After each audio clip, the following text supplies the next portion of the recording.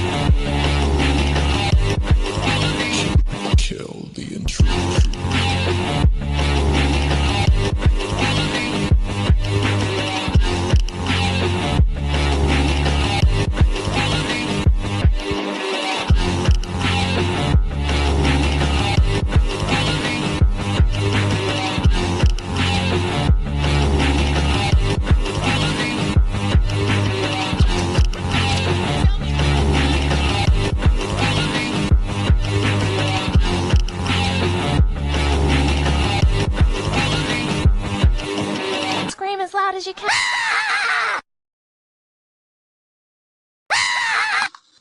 Listen to this. I don't care that you're only 13, because 13 is my lucky number.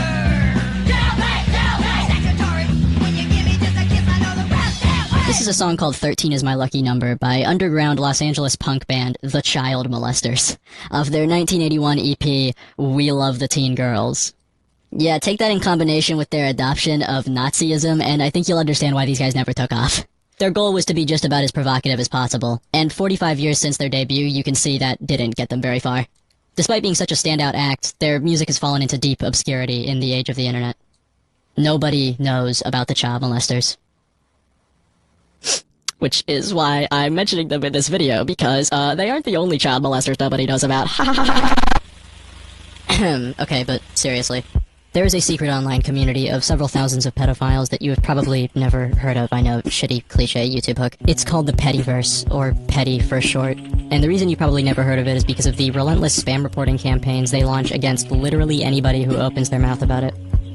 In fact, this video isn't even out yet, and they're already threatening to mass report me, rape me, and draw art of me raping children. Petty is an offshoot of something called the Fediverse, which is basically just a network of different social media sites called instances that can interact with each other. Anyone can make and control their own instance with its own rules for any reason. Which does sound like a pretty cool idea on paper until you realize it's being used to prey on kids. Oddballs Online, NNIA.space, .pet, Pawoo.net, Cunny.beauty, Cutiepaws.org, Mapsupport.de, I could go on and on. All of these sites are part of the Pettyverse, and they're all used not only to entice and groom children at a level unlike anything I've ever seen, but also to establish a pseudo-civil rights movement around pedophilia to justify it. Crazy random violence, that's all I wanna see. The best way I can describe this video is opening fire on a crowd of pedophiles. It is a 3-hour compendium of my 6+ months of wannabe journalistic work on Petty, split up and organized by case. It covers the victims of Petty, their predators, the involvement of the FBI, and the pipeline by which a pedophile acolyte becomes a full-on, wholesale child molester. Which is a bunch of $10 worded new age bullshit to say that it's a really good video that I am very proud of, and it probably won't make any money. Which is why I especially appreciate all the channel members who support me. Their names are on the screen right now. People that send money in comments as well. Thank you for just everything. And, yeah, I don't have anything else to say. Paycheck gang, baby. Ranger, you're in danger when you're making eyes that way. Ranger, you're in danger. I'll steal your heart away. Hey, if you want to really destroy somebody's life, there's this person named... They're verified. I don't know how. What do you have to provide? They have their Discord in here. Okay, I'll look into that. 3 mutual servers. He's in your servers! Oh my god! Victim A, that's what we're gonna call this first one, is a 15-year-old who claimed on their profile, their Pettyverse profile, to be 19. They are a self-described AAM zoophile and necrophile, and AAM, I'm just going to say this once and not repeat it, AAM stands for Adult Attracted Minor. Adult attracted minor. They are currently on only one instance, and that is NNIA.space, which is like the most milquetoast one out of all the Pettyverse instances, I'm gonna be honest with you. They are a pretty big fan of mine, and not only that, but after discovering they are a fan of mine, we also discovered that they are not actually 19. This completely changed the dynamic. It, like, pretty much 180'd my entire perception of them, and it recontextualized all their posts. Scrolling through their feed, I then realized they had posts where they were just, can I say this? Just asking to be victimized? Honestly, I think when I first got groomed, I didn't like it. Why? Probably because I didn't like the person, and they weren't nice. Now, if it was a nice person, I'd probably like it, because in my personal opinion, I'm being treated fair still, making it right on my end. Now, considering they were a fan of mine, I felt the urge to, like, see if I could contact them and leverage this kind of, like, fan parasocial connection to do some actual good and see if I could get them off of petty for their own personal safety. That's really just what I wanted. That's really just what I wanted to say is, like, preferably you should probably get out of this for, like, your own personal safety. I don't have, I can't, like, obviously force you. I would implore you to, because just for your own personal safety. Yeah, but honestly, thank you. It actually makes me feel better, because, like... It went well. They opened up to me about a lot of things that I'm not even gonna, even though they gave me, like, permission to, I don't even wanna fucking put that shit on here because they're 15. I'll mostly just kind of chop up clips from that, but... If I may ask, what drew you to the space to begin with? I think, honestly, I just... consider, like I said, my mental health was declining, and I just... For the next 30 minutes, they then explained to me the crisis that led them to petty, and while I'm obviously not going to put any of that here because, they're 15, I do still want to kind of, like, summarize it and just tell you, like, why it's impactful. Pretty much, someone their age victimized them and made them do, like, take illicit photos of themselves and just do very, not good things, and blackmailed them with this. This normalized abuse in their eyes, and then they sought out a community that was, privy to that. People on petty obviously took advantage of their vulnerability and welcomed them into the community with open arms. I want to say I gained PTSD from that. I'm not a psychologist or anything, but... I mean, it's not a far-fetched to say that it did, considering, I mean, you were as a minor. That's a pretty, like, traumatic event to go through, so, Feeling in my stomach, like the urge to throw up all this guilt out of my body, and it's just so terrible because I feel like I want to tear my skin apart, and it's like, and I hate it because it's like I just wish that I didn't have these problems to begin with, so that way I could just, like, chillax a little more, And then they woke up the next morning and then texted me, yo, good morning, funny fishing man. Thank you for talking to me about yesterday. That honestly made me feel so much better. Just putting that here. That made me feel good. That was good. That was a positive experience. So the only reason I read that to you is because I think it's an excellent contrast to what actually ended up happening. Yeah, despite a very good interaction, where it felt like they were really going to get off petty for their own good, they got back on. They got back on May 13th, which was less than 2 months after I talked to them about it. Yeah. Then I was disappointed. But then ultimately, I was like, you know what? I cannot help someone who will not help themselves. This has got to be one of the most downright retarded things I've ever said. Yeah, I don't know what the f*** I was thinking here, like... oh darn, the 15-year-old relapsed and returned to the abusive environment.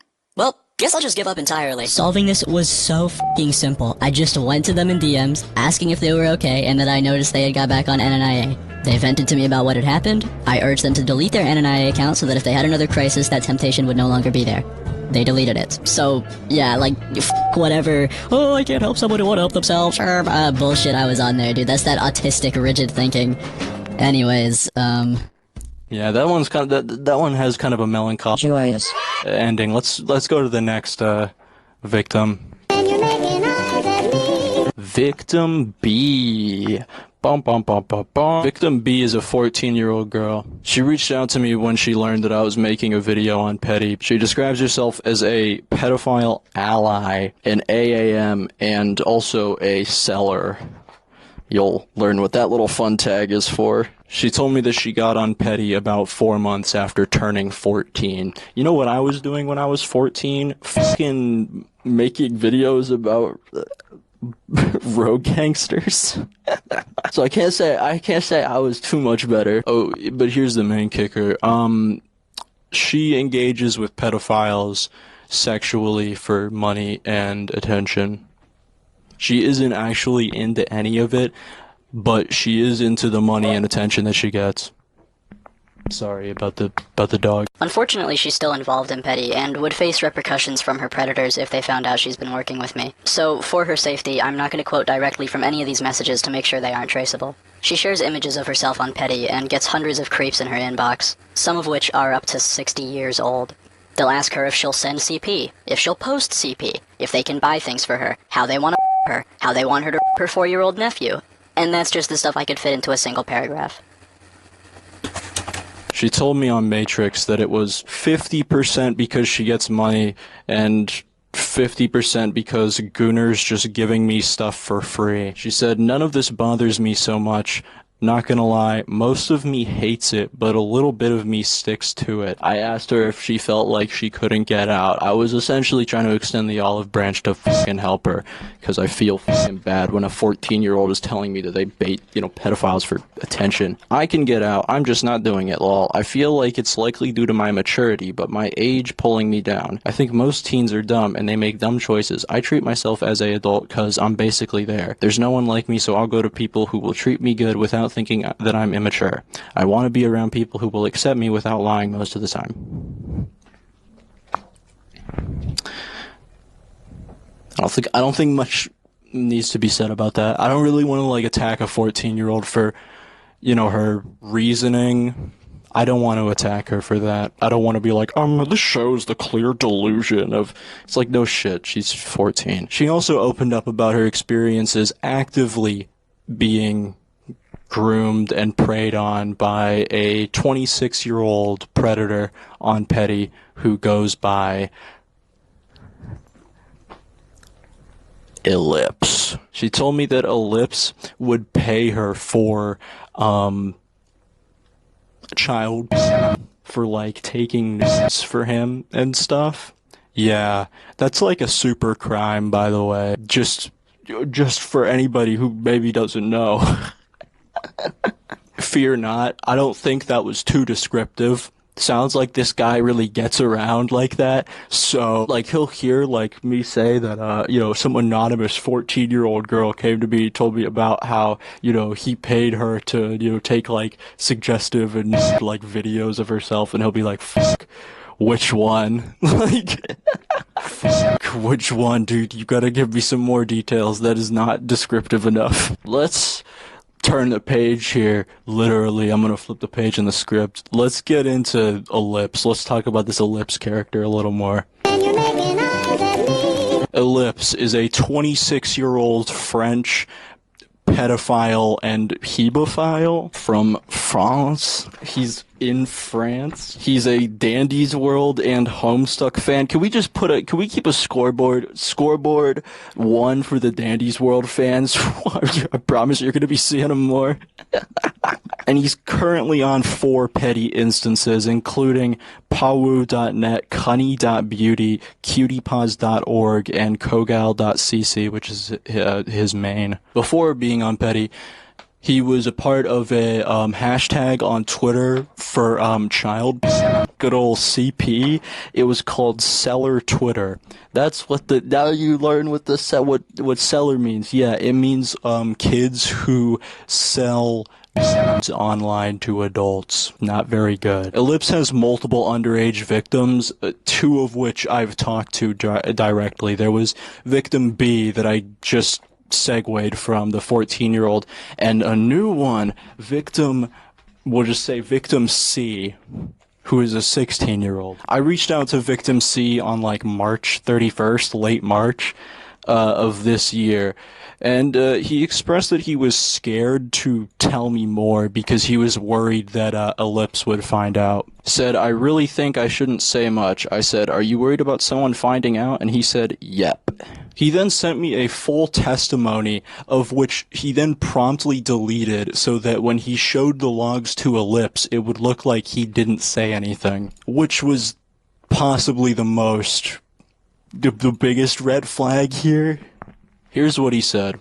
Literally, all I'll tell you is I don't like groomers or anything of sort. It makes me feel sick, and I feel the same about Zoo. I just like attention and money. I may seem like a total degen, but I'm not even into half of that shit. I'm mostly just a f***ed up, neglected teen, but I'm not stupid. I have a mostly normal life outside of this and 2 loving partners, so like, yeah, cool. Censor everything about my name, account, or anything in that. Tell me when you see it. I'm deleting it.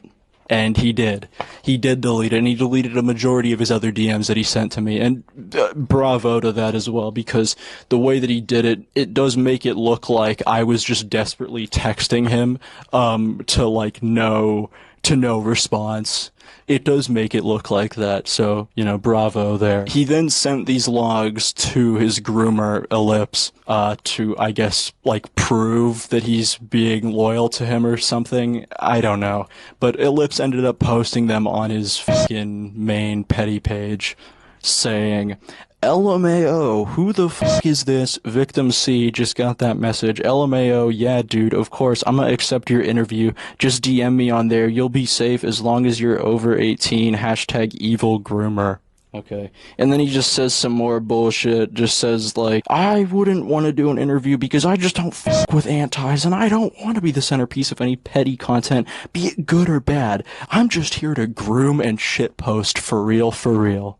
Yeah, so the real reason that he doesn't want to be the centerpiece is because he's like an actual criminal, just practically evading the consequences of his actions.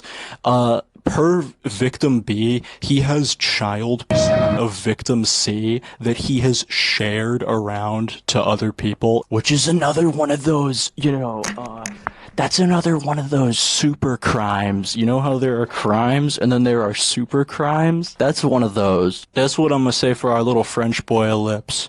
26-year-old super predator. What Hillary Clinton would call a super predator. Okay, well maybe not because he's not black. Yeah, Hillary Clinton. His skin is not dark enough for Hillary Clinton to call him a super predator. Super predators. No conscience. No empathy. Yeah. So that's victim B and C. We're gonna move on to the big whopper. The big whopper, which is victim D. And you're making eyes at me. But it's the kind of thing that you get really scared to share about and tell other people about. Mm-hmm. I haven't even told anybody in my personal life that I've gone through it, and it's still difficult for me to even say shit over like the internet to other people about it, because it's just like, it's like so much. Mm-hmm. A lot of the users on the instances that are around or are not around anymore have hurt me in ways that I'm literally still processing. I have had hundreds of conversations with hundreds of different people, and I've been manipulated into doing all kinds of different things, and I'm literally incapable of viewing myself as anything other than what I've done. Victim D is a 16-year-old self-described AAM, adult attracted minor, like I have already gone over. They are connected to a bunch of Pettyverse instance owners, like all of them pretty much. They reached out to me on April 2nd when they learned, you know, that I was making a video on the Pettyverse. They offered me all their experiences and just wanted to contribute overall because of the pain that the Pettyverse has, you know, has caused them. They told me about the long list of adults and other people that victimized them on the Pettyverse. This long list are the ones that I'm about to get into. Starting with a 28-year-old woman named Rachel. Yeah. The admin of imuoto.pics groomed me into running my own site, cutecatgirls.cafe, until I cracked under the pressure of abuse and exploitation and ran off to Kiwi Farms. That was unsuccessful, and I got banned after making all of like 4 posts. From there, I continued running instances while ostracized from the community because of what I did. They opened up more about Ray in the interview I had with them, so we can cut to clips of that. Yeah, like the admin of Bazemois, Ray, she's the kind of person who will do that a lot. Like, lie directly to your face, even though you know it's kind of like the opposite thing as well. Mm-hmm. She's got a history of doing that with me. She likes to gaslight me a lot.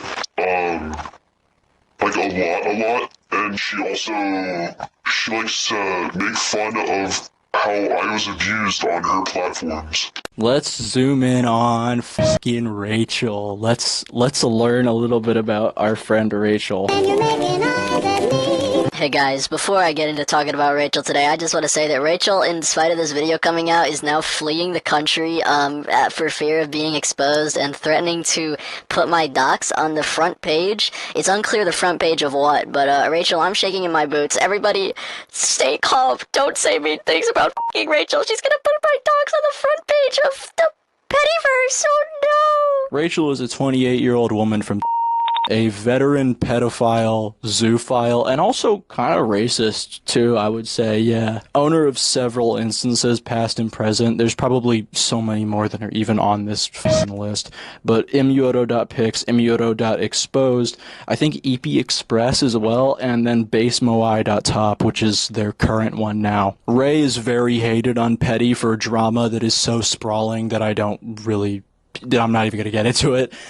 I guess long story short is pedos hating other pedos who are slightly worse than them. Here's the kind of bullet points with Ray. Despite claiming to be clean for, you know, posterity's sake, she consumes CP. She allows CP on her current instance, basemoai.top, and I also have multiple testimonies, one of which from a former partner of hers about how she consumes CP. But the real big thing, the real big kicker with Ray is that Ray grooms minors with the intent of making them for her sexual pleasure. Content warning, breath play, another implied AAM death. She just stopped responding after this. I hope she is okay. Blushed face. Content warning, implied yay, yay, yay, and AAM is going to themselves. They came up with it all on their own, and it was super cute. Pressuring a minor into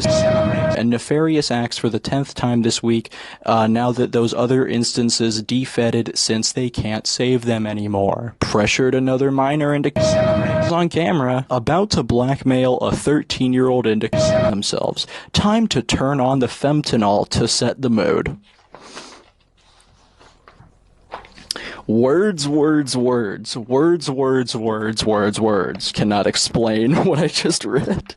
She also has a lengthy history of misconduct that I don't feel like going into because I'm not fucking Turkey Tom. Get this, guys. She allegedly stabbed her ex-boyfriend back in 2017 by her own admission. I guess Left Twitter found out about me stabbing my ex-boyfriend 3 years ago, and now I'm getting canceled. Yeah, God, fucking cancel culture these days. Can't even fucking stab a man without having those fucking triggered libs get on. Oh, here's an old account she had on an instance called freespeechextremist.com. This is where I said that she's racist. This is why I say that she's racist. Yeah, I celebrate the first glorious anniversary of the information purification. Oh, bonus. Here's bonus round. Bonus round from the same Free Speech Extremist account. She also said, "Can you imagine how..." I don't even want to read this. I'm not. We're not reading this one. Oh yeah, and she was called out in detail for severely grooming a 15-year-old back in like what, 2020? Yeah, 2020. Oh, and this just fucking in. She saw my last video and she had some choice words for me about it that I'm gonna read for you now. After watching the gone fishing video, I do have to say, here it comes. I think his GF might be a para because there are some parts where he really cuts through some of our bullshit with great poignancy, but in a way I don't think non-paras would really consider. I don't really say that about many people either. He just comes across as really understanding the community and some people's motivations on a very psychoanalytical level. And I don't think that's an aspect people would even bother with unless he knew someone in the community. I hate saying stuff like this too, yeah, I'm so sure. But I think he is trying to redeem his girlfriend, lol. Especially when at the end, he gets absurdly vicious. It reminds me of when my girlfriend got cancelled by another map. Just reeks of desperation. So, you're gonna be seeing this. You're gonna see this again. It comes up again, this narrative, this idea. Pretty much as like a coping mechanism, these guys have decided that because I'm well researched, that must mean that like there's like some secret like underlying motivations there. Yeah, man, my girlfriend is secretly on the fucking Pettyverse and like rapes minors IRL. That's why I am, so she's on Petty and she's raping fucking kids, and it's like a vent. I'm venting. I'm venting in this video. So that's just one of the predators that is preyed on Victim D. Let's go to the fucking joyous and whimsical next one. Yay! And you're making eyes at me. Let's address the elephant in the room. This guy is called Venom Wave. Ryan is a 21-year-old electronic music producer from DC. He is signed to something called Carnival Gang LLC, and his debut album No Outlet in 2023 netted him about 30,000 streams as of the date that I wrote this. 31,000. Let's not discount that. The album earned him favorable reviews from a bunch of AOTY users, including, most notably, Brad Taste in Music, who gave it an 81 out of 100. 81 out of 100! That's pretty damn good. Okay. Ryan still makes music as far as I'm aware. Maybe that's gonna change after this comes out, because turns out that Ryan is actually also a massive fucking pedophile. This guy I specifically remember called Yif Cave. Well, they would go by Yif Cave on the whole Fediverse thing. They're actually a musician by the name of Venom Wave. They make music. It's okay. They have a shit fetish. They have a gore fetish. So you can kind of really tell a lot of things about their character just from that. They coerced me into carving their Fediverse alias into my thigh, on more than one occasion, which is a trend, actually. They really do, they have a thing for that. I have a lot of different scars all over my body of different names, and it's really fun, because it's like whenever I look at myself, it's a reminder, you know? He has an alternate alias that he created back in 2021 for NSFW. The alias is Yif Cave, no spaces. It was initially just his NSFW Twitter account that he created when he was 17, about to turn 18. Age and location, all ages welcome. Gay, love and love getting sexualize me. His location read 21 to 5. Pedo and map welcome. Okay. You would post things like, allow me to just educate you, in school and wishing I could get my ass. I'm not reading that. Quick reminder again, my DMs are open for everyone, all ages. I'm here to have fun. DM whatever you want. Waking up to talk to all you guys all day until I pass out is the best. Not a moment where I'm not X3. Morning, everyone. Time for another day of being your. Oh, God. I really am inquiring what he meant by this one, though. Leaking in class. Just being logged into this account. Love it so much. Ryan, what did you mean by that one? What did you mean by that one? Hey, to my followers who are into dirty/toilet stuff, I got a video of me, not reading that. But that was 3 years ago. That was 3.5 years ago when he first created the Yif Cave alias.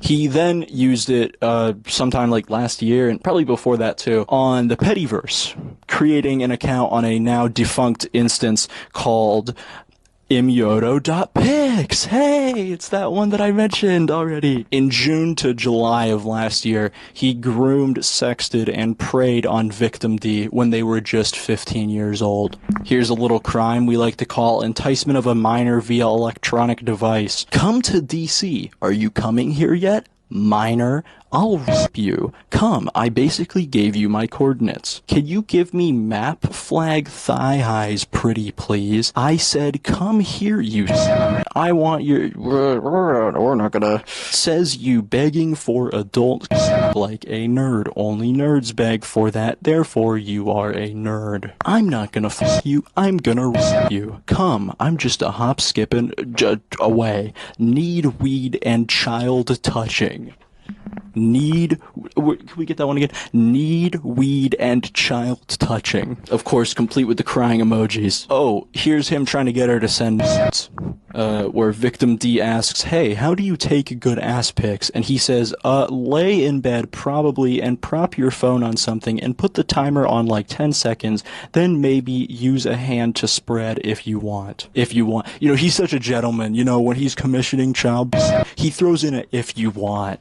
That's how much of a fucking gentleman fucking Ryan Venom Wave is. Oh, did I even mention his name? Venom Wave. That's Venom Wave. That's the music guy. He makes the music. You could look him up. You could find all his music under Venom Wave. Oh yeah, the thing about him carving, like making the victim carve his name into her thigh, that's real. That's actually real. Unfortunately, he was smart enough to not do that on Discord, but you can still find proof that he did it on Discord because they talked about it afterwards. Now, considering Venom is a public person, right? He's got a public platform with, stuff associated with it. I figured I would give him the opportunity to explain himself and defend himself before I publicized this information in the video that you're watching now. So I reached out to him in early April, just, for that. He said, yo, what's good? I said, hey man, I'm a content creator and I recently received evidence alleging some pretty serious misconduct of yours. I won't go into too much detail, but you stand accused of being a pedophile, and since you're also a public figure, I want to give you an opportunity to explain/defend yourself before I publicize said info. If that sounds like something you'd be interested in, then let me know and we can set up a time to call whenever you're available. If not, then hey, can't say I didn't try. He then ghosted me for 12 hours. First deleting my messages in his server, then deleting his server in its entirety. So your response is to ghost me, delete my messages in your server so nobody sees, and then ban me from your server when I wasn't looking, as if I wasn't gonna notice. Do you really have nothing to say for yourself? And I thought he banned me because I didn't realize he just deleted it. He says, I deleted my server because it was inactive anyways. I will respond when I have time for a proper conversation. That kind of claim isn't something I'ma just ignore. Can you take a guess what happened? Can you take a guess? He did ignore it. He ignored it. It's been how long? 2 months. I reached out to the owner of the LLC that he's signed to, this guy, Jacob, to inform him that he is platforming a child predator. He was in shock, but, he thanked me for doing so, and he told me that Venom told his group chat that he, quote-unquote, woke up to his Discord being deleted, despite having deleted it himself. Oh, Jacob also told me that Venom has been, going in offline mode, specifically just to fucking ignore me like a middle schooler. Just hoping that if he just hides behind, a lampshade that I won't see him. You're still there, dude. I fucking see you. It's so obvious. He's been doing this for 2 months. He's been on my friends list the whole time. I have not seen him go into online mode in 2 fucking months. Yeah, that's really the hallmark of someone who, is really sorry about their actions, Shirley. Can't say I didn't try. I tried a fuck ton. I tried a fuck ton more than maybe was even necessary. I just wanted to seal the way shut so that he couldn't come back and be like, you didn't even give me an opportunity to defend myself, or, you know, some bullshit like that. You know how it goes. You know how it always goes. Are we at the bottom of Victim D's predators? Are we at the bottom of the people that have preyed on Victim D? No, we're not. There's more. And this one is a little bit of a... This was a little interesting. I'll just say that much. This one is a little interesting. And you're making eyes at me. Title card. Aether DX. Now, if you recognize that name, you probably need to go outside. Or finish your f***ing middle school homework for reasons that I'm about to get into. Aether DX is a 22-year-old from Christchurch, New Zealand. They have falsely claimed numerous times that they are actually 16 to avoid accountability. Just ignore those. They're actually 22. They moved in Christchurch, New Zealand, where they currently live, with other Pettyverse predators, many of whom fled their home country. Home countries. Aether DX is most known for their contributions to the Friday Night Funkin' community. And if you knew that before I said it, like I said, you know, Mrs. Stevenson's fucking language arts class, get your homework done, bucko. They composed music for whatever the hell Bob's Onslaught is. It has a theory by Matt Pat. Whatever Bob's Onslaught is. I'm sure we'll have some historians in the comment section that will let me know what that is. They were called out in the FNF community 4 years ago for what I would just describe as like general nondescript abusive behavior. And little do people know, but since then they have regrouped and reclused onto the Pettyverse under various new aliases, the most important ones being Chloe and Alice.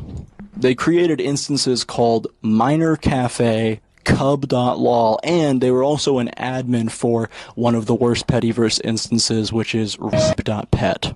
Aether DX supposedly quit Petty, though, actually, about a little over 6 months ago on November 29th to, what is pretty obviously just cover their tracks, resigning as the owner of Minor Cafe and transferring its ownership to Victim D. I also got with, Aether DX, or as they're now known, Rabbit or Strawberry or whatever f***ing alias they go by today. I thought it was really weird that they tried to play themselves off as like a 16-year-old to me for the longest time, only to admit that they were actually like 20-something, 22 now. Yeah, Aether DX has the trans age. They have a trans-age 16-year-old alter, which is only a little offensive. I don't know. I mean, I have dissociative identity disorder, and I think it's a little weird how they use it as a scapegoat to say, oh, well, that's not me. It's actually the fictive named Tim that killed you. Take up with him and not me, even though we share the same mental space. Yeah, they groomed and abused Victim D between August to December of 2024, including sending nudes to and receiving nudes from a minor Victim D who was 15. Oh, but just to really understand who we're talking about here, could we get a picture of Aether DX on the screen? I don't think anybody's ever seen these before. I couldn't find them anywhere. As far as I know, they were just sent to the victim, so, you know. Fucking Mardi Gras, we got the face of another pedophile. My massive ass, I'm in a mood to send an ass pic. Do you want one? Now worship me and tell me how much you love my big ass. Okay. Victim D said, I took a picture when I got out of the shower, but it's kinda bad. Wanna see? Yes, said Aether DX. Victim D then sent it, and then Aether DX said, cutie, I wanna rub my... Jesus Christ. Okay. Jesus fucking Lord. Pedophiles, am I right? Victim D has since testified that Aether DX has at least 6 photos from them. And as a little bonus, here's some of their comments on Petty. Going to a sex toy store with an AAM and letting them wait outside while you pick out toys for them. Okay, kissing a dog and letting it. Okay, nope. Loving them isn't enough. I have to traumatize them. Thank you, AetherDX. Oh, and then here's a post where AetherDX is fetishizing being called out. I mean, yeah, if it wasn't them, perhaps it would be hotter. It does sound more like something you'd call a predator in a hot way rather than we hate pedophiles kind of thing. So, those are like some of the fucking predators who have preyed on victim D. That isn't even all of them. They told me about more. Now here comes the plot twist. Maybe don't say that before you're about to say something like victim D, the 16-year-old, has been a target of the FBI in their ongoing investigation against Petty. Bum bum bum. Transition, cliffhanger, fucking part number, hashtag. Every time you get a chance, you tease and mistletoe. Soon I'll get you in a trance and have you take a roll.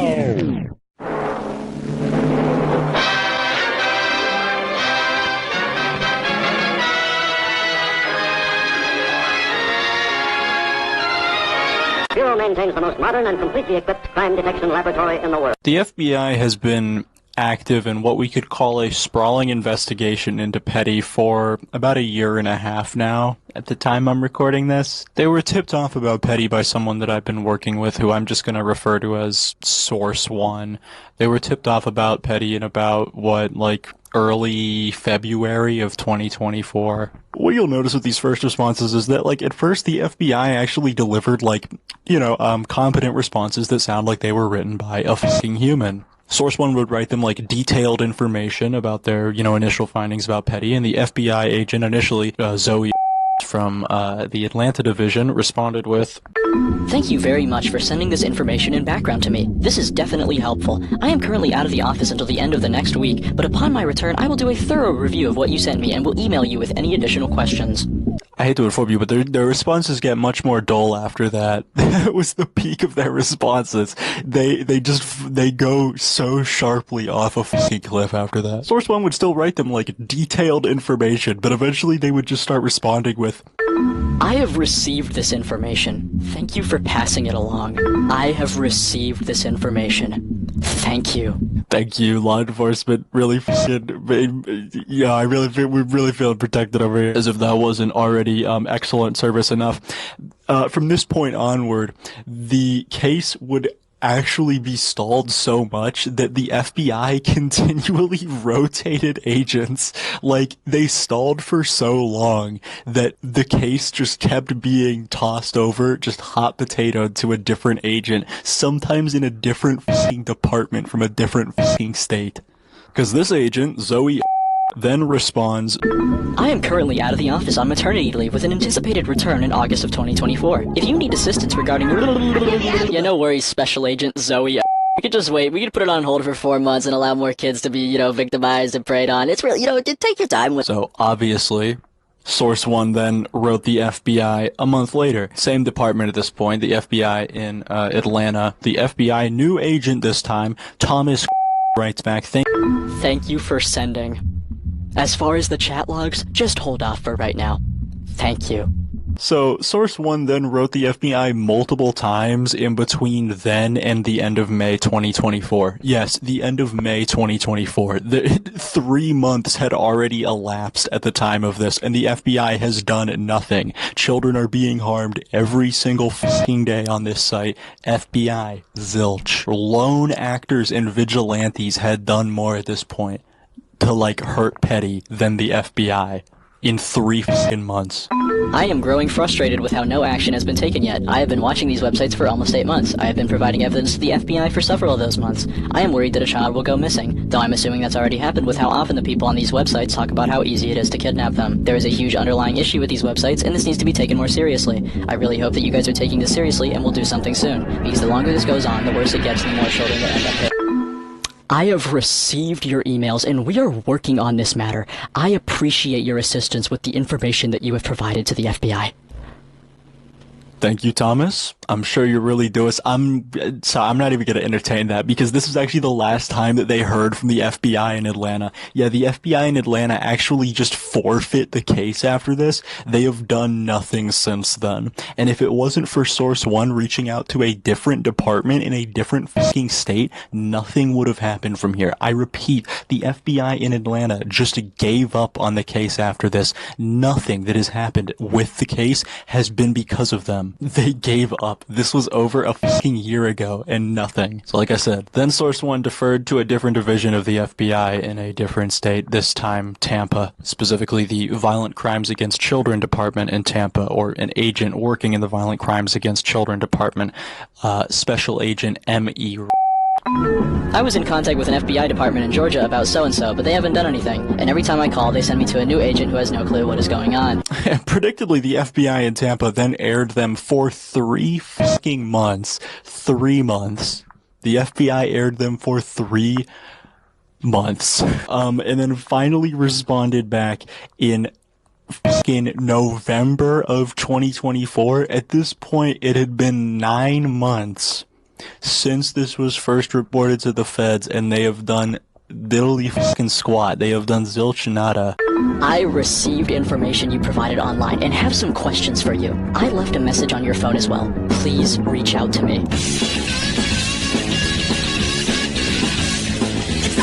Okay, Mr. Well, so they got a call from the feds, from Agent, I assume, and after this call, Source One continued to work diligently, against Petty, updating the FBI. A few weeks later, it was in the following weeks that Source One learned about Victim D, and they would send the FBI several emails about them. In total, writing them 6 emails between December 31st, 2024 and January 6th, 2025. Which is, like an email a day. Earlier today, someone I work with sent me some information about a somewhat new Pettyverse instance. This instance is run by a minor, known as Victim D. The reason I believe this is urgent is because Victim D is posting sexual images of himself to this instance where child predators are consuming it. These posts contained real child and none of it has been taken down. Even the website owner, Victim D, has posted sexually explicit content. Victim D and her friend Victim E came to me asking for assistance on her website. So he had sent me some messages I sent from Pettyverse to where I sent my people help choose my own. In fact, the website specifically says Victim D also told us she had been doxxed before, but I am having trouble finding any personal information on her to give you. I do not have a location on her, unfortunately, but I believe she lives in the location listed on her account. You know what Agent M.E. responded with all 6 of those emails by saying? Agent M.E. said, Do you know who this Victim D person is?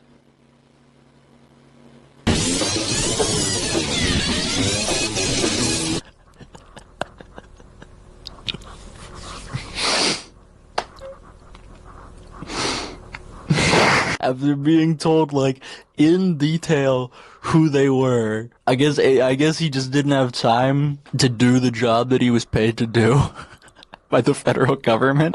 In the Violent Crimes Against Children Department, I guess they don't have a whole lot of reading comprehension in the Violent Crimes Against Children Department. He obviously just had to respond saying, if you would read the fucking emails, you would see, yeah, I told you exactly who Victim D was. After this, clarification that they had already disclosed who Victim D was, the FBI then locked in, went all out. They laser focused in on Victim D, and Victim D became their primary, suspect. That's subject, I would say. They tasked, Source One. I would say they tasked Source One. Really, they just asked them, for info on this person, on Victim D. Source One made a Discord account specifically to talk to Victim D, and gave the FBI permission to impersonate them using it. They said, I made the account specifically to speak to Victim D. I gave them access. I told them they could use my alias to talk to her. They didn't. So I kept talking to her, and she gave me Pettyverse admin chat logs. And guess what? They didn't fucking save them. I couldn't because they had illegal content, and they just didn't save the most important piece of evidence I spent over a year trying to get. When they say they mean the FBI. The FBI didn't fucking save the logs that Victim D sent them. Should also be noted that the FBI, specifically the, Violent Crimes Against Children Department, Mr. Officer fucking M.E., didn't know how to use Discord and, like, needed help. Source 1 said that the agent made them bypass two-factor authentication and then put them on speakerphone to explain how to navigate fucking Discord.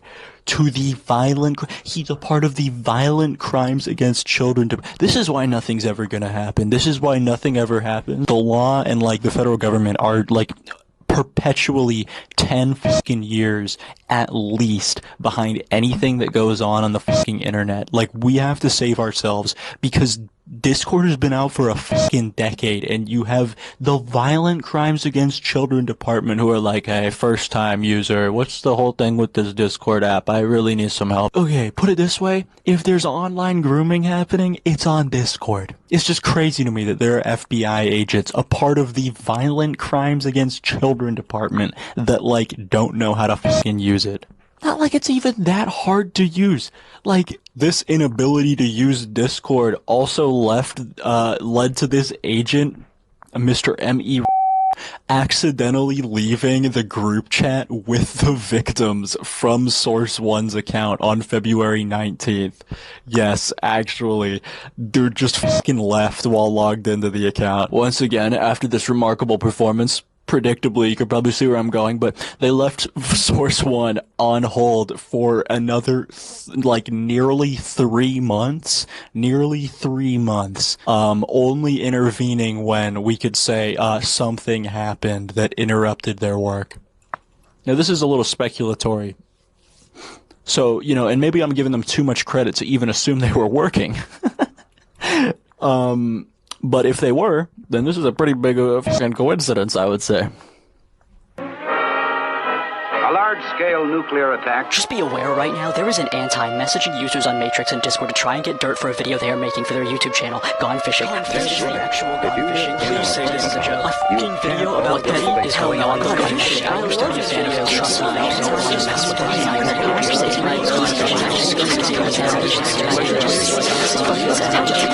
the water himself. Maybe I'm speculating a little too much here, but you're just mighty coincidental. But regardless, they got back to Source 1. You know, something. If it wasn't me, something prompted them to get back to Source 1. And they said, we are reaching out regarding the tip you submitted during the December 2024 to January 2025 timeframe. The previous case agent, this is the banger. The previous case agent you spoke with has retired, and a new agent has been assigned to the case. Please anticipate a phone call from the new case agent for clarifying information. So yes, Agent M.E. fucking Wright of the Violent Crimes Against Children Department, in between the time that they were ghosting Source 1, M.E. fucking retired from the FBI. So that's just a banger in and of itself. The fact that, like, a guy just retired in the time that they were ghosting Source 1, that's excellent. I think that's great.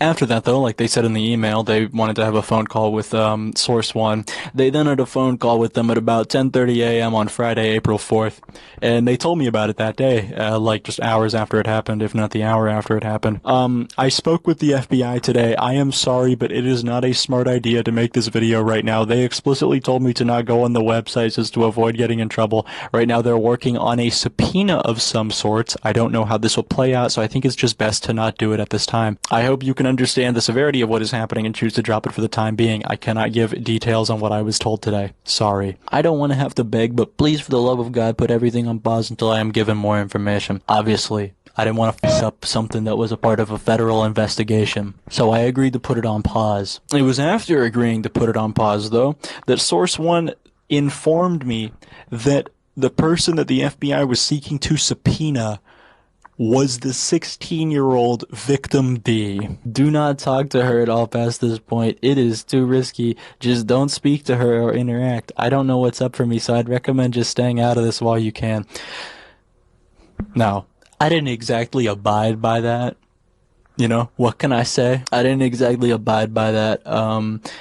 It was actually the interview that I had with them that I already played clips from that took place after I knew that they were being targeted by the FBI. Now, despite knowing that they were being targeted by the FBI and the FBI was planning to subpoena them, I did not inform them. Why? Well, I didn't inform them because I didn't want to fuck up what Source One had told me. I didn't know if they would get in trouble for telling me this. I don't know how confidential it was that they told me this while the FBI was like planning to pursue it. Instead, what I hope to do is that I hope to like steer them away from petty so that they were no longer of interest to the FBI, pretty much. That was my goal. And it seemed to have worked because, thankfully, after working with them for a few weeks, they left not only petty, but the entire internet as a whole in late April. I wanted to say I was sorry for all the inconsistency in my behavior. I've been in a bad space because of all this, and I've been making the worst possible decisions. I told my mom about it all last night, and I'll be taking a break from the internet, probably for all of summer break. All my friends cut me off for good reason. I don't have, like, anything anymore. It sucks because I could try to explain it, but they won't get it until I'm in a better space to speak, and that's completely okay. I'm glad they can establish boundaries better than I can. I think I have a lot of learning to do about a lot of things. I've been a not good person and a not good friend for a long time. And they left after that. I was really hopeful that this was going to deter them from being of interest to the FBI, that because they were off petty, of course, you know, that the FBI wouldn't fucking pursue them anymore. And I was happy to have helped them get off petty. You could already tell this is like, unfortunately, this was short-lived, as the FBI then showed up at their door on Wednesday, June 4th of this year. Bum, bum, bum. They obtained Victim D's information by subpoenaing Discord for their billing address associated with their Nitro subscription. So just word to anybody with a Nitro subscription, Discord is gonna rat you out.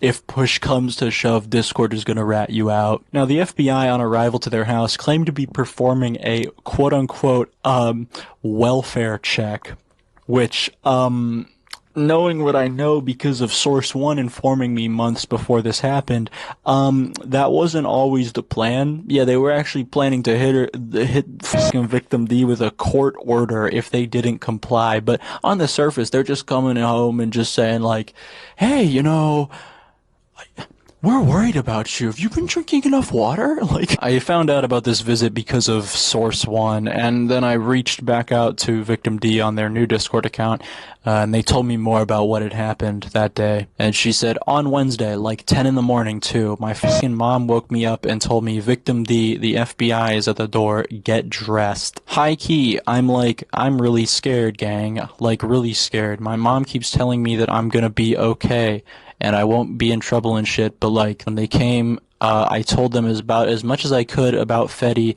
within the like 20-30 minutes they were there. I obviously asked what kind of stuff they told them about Fetty/Petty, you know, if it was like their personal experience on the matter or if it was more like, I don't know, basic info. Victim D said both. They didn't know what a Fettyverse was even. They didn't know what a Fettyverse was.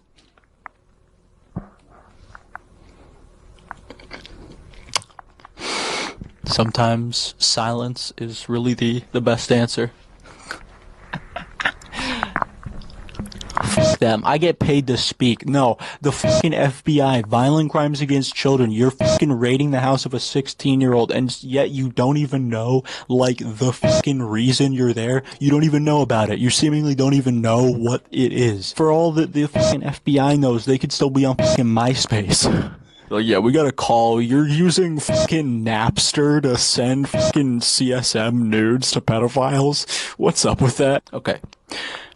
Here's the lightning round, what we could call recap. It took the FBI just under 500 days to take even a single action against Petty, 484 days to be exact. During that time, it took divisions from 3 different departments across 3 different states to get anything done, one of which, the first division, just outright ignored and pretty much forfeit the case after a while. Just didn't do anything about it, didn't refer it to anybody else, clearly, because the ones that showed up at Victim D's door didn't say they got it from Georgia, they said they got it from fucking Tampa. During the investigation, the FBI repeatedly tasked agents to the case who either, number 1, didn't understand technology, or number 2, just clearly couldn't give a fraction of a single fuck about the problem. Ultimately, it came down to the sheer determination of Source 1 to get the FBI to perform even a single action against the Pettyverse in 500 fucking days.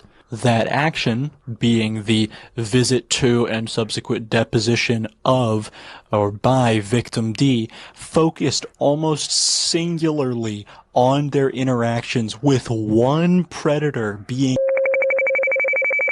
To say that the FBI, by focusing almost singularly on Victim D, not only Victim D, but to say that they would be missing the forest for the trees is an understatement. I would say that they're more accurately missing a single tree in an entire forest for a pine cone. That's really the scale at which they're missing here, because they're not even just focusing on Victim D, they are focusing on just one of the predators who preyed on Victim D, when there are a fucking whole roster of others. And when I say a whole forest that they're missing, is because, victims A through D that I listed aren't even all of the fucking victims that have confided in me with their experience. I could talk about Victim E, a 14-year-old who confided in me with their experience being victimized by someone who goes by Zoocat. They were groomed into sending illicit pictures of themselves and for Zoocat's pleasure, among other terrible things. Zoocat reciprocated this and ended up sending them pictures of his STD-ridden dick. Ouch. Or I could talk about Victim F, another 14-year-old who told me about a similar encounter they had with a Petty user who goes by Toddles. I think that's how it's pronounced. Toddles is an active member of the US military who groomed them into sending nudes. And that doesn't even include the countless other kids who have caved to me with their, just distraught experiences having to witness CSM and other horrible shit on this fucking site, and their bewilderment, as I am also bewildered, that the federal government just doesn't do anything about it. I ask, where's the FBI's attention on these people? Where's the FBI's attention on these people? Are we gonna have to wait 500 days for each one of them as well? Is someone like myself going to have to write 50 emails about each and every one of these people over a period of 9+ months to a year just for them to do fucking anything about it? If it isn't clear by what I'm saying, the FBI has demonstrably failed the victims of Petty. They don't do shit about it. They take way too long, and in that time, for every one victim that they spend, fucking 500 days, pursuing or trying to help, 100 more created, if not 10 times that, on the same instance. I don't know what the answer to that is, because I'm not even gonna pretend vigilantism or I'm proposing that we dox all pedophiles, cause no shit I'm proposing that. I've literally doxed pedophiles for fucking years. The way to get actual justice here is for the Justice Department to fucking do something. Unfortunately, in the United States of America, the Justice Department is too focused on, college students who say that, free Palestine and, migrants and their fucking families. That's what the Justice Department is, doing. Kids that are victims of sexual violence, you're gonna have to sit this one out. And frankly, and this is the larger point that I would like to say, if we keep treating victims like that, you know what's gonna happen? Eventually, they're gonna become the predators one day down the line. You know, they may be teenagers, kids right now, but like in a few years, they're not gonna be anymore. And if they don't get help for it, how do you think that translates over? I don't think it goes very well. For fuck's sake, Victim D themselves was already showing early signs of, like, being a predator in the future. Whoa, how could you fucking say that? In their correspondence with Venom Wave, they said things like, low-key gonna groom a minor. Need to find one. How do I find kids to groom? Venom Wave told them that they should go on the Pettyverse, but they were like, I'm too much of a super pedophile for that. They actually responded by saying, not on there, 'cause they all want to get knowingly groomed. I want to groom an innocent person. Victim D said that. So yes, if they didn't get help, if they didn't get off the fucking Pettyverse, which I am thankful that I was able to, like, help them fucking do, I think they probably, by the time they reached adulthood in the next few years, yeah, I think they probably would have been a predator. I think they avoided that, and I think I hope they're gonna get adequate help. Because there's a pipeline here. There is a pipeline. You don't just, like, become a pedophile without anything happening to you in, you know, a majority of cases. They will treat other people the way that they were treated, if not set straight, and this is what ends up creating these predators. These, you know, like I said earlier, what Hillary Clinton would call super predators if they weren't white. If they weren't white. And to dig deeper into this next part of the video is going to be looking at individuals from Petty who I would say are progressing on the pipeline. They aren't full-on predators yet, but they're definitely getting there. And, well, you'll see exactly what I mean. Coming up next on Gone Fucking Fishing Pettyverse. Baby, took me 6 months to fucking make this. You already fucking know. Why am I talking here? It's like the middle of the video. Stranger, you're in danger. Don't you see I can't resist? Stranger, you're in danger. I'm going to insist. Let's talk about Hazel. Hazel is a 16-year-old adult-attracted minor from Canada. Hazel joined NNIA.space under the account Rabbit Den System, at Rabbit Den System. They gained a following from their posts promoting their server and celebrating pedophilia, as if it's like a sexuality worthy of, you know, having pride. They were also harassed by Kiwi Farms, and in true Kiwi Farms nature, the people on there falsely doxed them and claimed that they were someone else that they are actually not. Really great work, guys. Hazel owns the largest Discord server for the Pettyverse with over 100 members, at least at the time I wrote this, called Plush Bunny Paradise. I could put the updated member count on the screen if it's still up. Their previous server was called Sea Bunnies, before being taken down by yours truly a few months ago. The space that they host is open for minors to be preyed on by adults, with some of the youngest members in here actually being under 13. The space they host allows minors to access NSFW channels as well, and post their, you know, sexual desires, and interact with adults that are sharing their sexual desires. Bad thing. Hazel has billed this server as a TOS abiding experience, quote unquote. It is anything but. Alright, so I think we've kind of stumbled across a bit of a minor endangerment epidemic. Wait, what? No, because when I was a seller, I was no limit, so people would ask me to do race play, and I didn't want people to be like, oh, so, wait. And they're saying it in past tense, and they're 15. How young were you when you were doing that? That's a kid who's doing, like, internet prostitution. Bro, I had a roleplay partner once that Nazism. Okay. Noose play.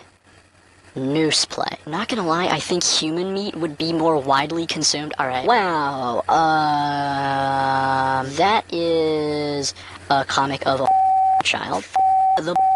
Okay, and that's a child. Okay, yep, nope, yeah, that one's gonna be ingrained in my head for a while. Jeez. Reposting, cause this is literally me and my mom. Cub contest, yeah, I'm killing myself. Toddler lolly. Look, man, like, this is your conscience speaking. How far are we gonna take this journalism shit? Cause you can't just drive yourself to suicide, you know? Okay. Honey Bread Special Formula. I created a sock account in mid-February and got in there lying about who I am, yada yada, and I archived their server. I got it shut down by Discord for child endangerment. Since then, since I, fucking Death Star lasered their first server, they have recouped, and I think they think that they're safe. They think that they're pretty safe, but really what's been going on, shout out to my friend Breezy. Breezy has infiltrated their server under my watch and gained the trust of Hazel and the entire community, actually being appointed as a moderator. Shut up, Breezy, for real. Breezy's a fucking goat, dude. Breezy's had private conversations with Hazel where they talk about me. He says things like, I guarantee he ripped all the chat logs. He's, trying to pose as a concerned member of the server to Hazel. Hazel responds, don't be so quick to assume he's smart. His type is for thrills, not activism. You got me. What can I say? You got me. Fuck, I'm so stupid. Oh no, if it isn't the entire chat log of their server across multiple fucking months. Ah, ooh. Plush Bunny Paradise, NSFW, Paramedia, fiction only. Can you see how far I have to scroll here? That's a single day of messages. I'm already hating this. This isn't even NSFW, I'm already hating it. Yeah, no. No. Yeah, I want someone like her to on my food. Is that a Roblox profile pic? Bro, this is why I love the Roblox community. Guys, hear me out. You're kidding. Dropping these cause... No. We're already getting into the incestuous pedophilia. Jesus Christ. We're just gonna keep it cropped to this is what the fuck we're gonna do. Whatever my special little man needs. Reevaluate yourself. This is why I left the motherfucking Roblox community. When I was 5, I used to play with this one kid in the neighborhood, and we had toy guns, so we were role-playing shooting each other, and if he shot me, I'd fall to the ground, and he'd pretend to play with my corpse after I die, and I from that multiple times. Why did I decide that this would be a good idea again? Oh my Jesus. Oh my god. Oh my god. Oh my god. Okay, okay, this one I can actually show. I don't know if I really want to though. That's just kidnapping. Don't tell me this one's gonna be part 2. Oh my god. It was. Don't tell me this is part 3. Oh my god. Part 4. Oh my Jesus. 6, 7. It ends with time to die. Okay. Hey, so if you can avoid posting the murder lolly comics while I'm at work, I'd appreciate it because now I'm... And people will get upset at me when I dox these people. Can we pick another? It's expensive. You promised. You said if I something an 8-year-old should not do, you'd get me a toy. Don't say that here. My boyfriend asked for no pickles. Awkward. What a heckin' awkward sauce moment. Yeah, I'm done. I'm not clicking on any more of these. Paycheck. Hazel has issued multiple PSAs about me to Petty. PSAs where he simultaneously downplays what I'm doing so as not to frighten anybody, but also says that I'm the biggest threat to the Pettyverse, which I'm flattered. I think it's important to draw attention to a anti that's been lurking on radqueer spaces the past month. They call it radqueer. It's just pedophilia. This is gone fishing. I don't like how he capitalized the all lowercase when you spell the man's name. That's what I can say. Probably the biggest threat to the radqueer community in terms of harassment and doxing campaigns. This individual has been spotted by a few people across various instances on Pettyverse as well as on Discord. Here's their description of me, by the way. This person uses the character Chikawa on their radqueer hunter alts. Also look for recent join dates on the March 20th to April 10th range. This individual has a high superiority complex and views you as lesser, especially radqueer youth. He will assume that you are pure evil and will not treat you with respect. Do not engage. Hey Hazel, what happened to don't engage? Why are you sending me messages trying to save your own ass and fucking rat out on your friends? That doesn't sound very don't engage of you. Oh, and then here's in his server, he said something a little different. Public safety announcement, pedo hunter YouTuber currently active in map community, YouTuber gone he capitalized it properly that time. This individual is not able to be communicative and is not able to be communicative. I'm sorry, can we chill with the ableism? Look, I know I have Asperger's, okay? You didn't need to I mean, really, the ableism is just next level, uncalled for. Here's the thing with Hazel. Here's the thing with Hazel, and why I included them in this section. They're 16, right?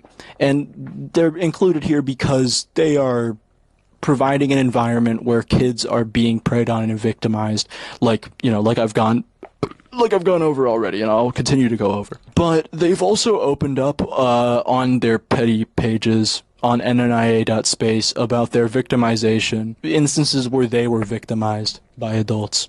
Today I discovered a relic of my past, an SD card representing a horrible part of my life.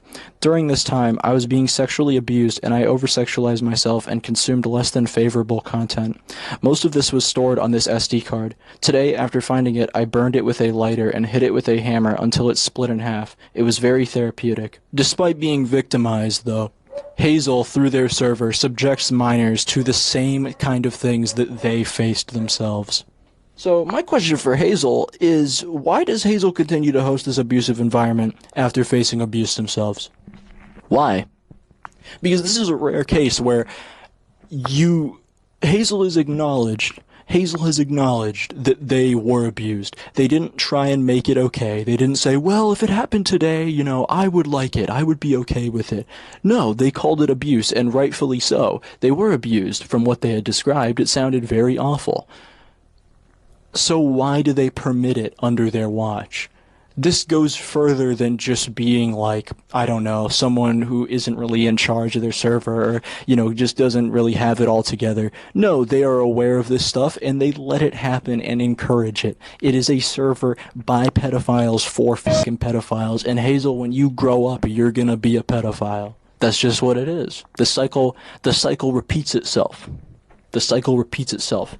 You were victimized, you didn't get proper help for it, you're gonna be a predator. And if you don't want that to happen, then I suggest leaving Petty, deleting your fucking server, and going out in the real fucking world like a normal fucking 16-year-old.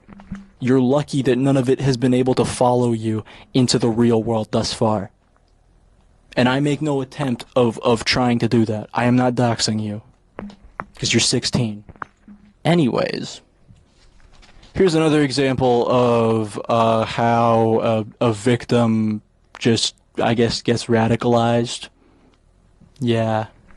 Or I guess how someone just progresses down the pedophilia pipeline. Every time you get a chance. Ooh-oo-a-boo. Oh, this one is gonna be fucking fun. I got quite the spectacle for you here. Is a 20-year-old pedophile, zoophile, and plushophile from Arizona. She is attracted to little girls ages 9 and up.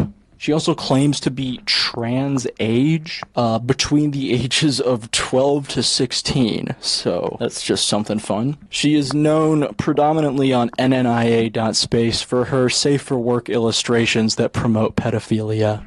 That's how I was introduced to her as well earlier this year, in January. Like, here's a drawing of a fucking lolly-like character sitting on a bed looking up at the camera with the caption being, POV, you pick up your girlfriend from middle school after a long day of work for a date at your place.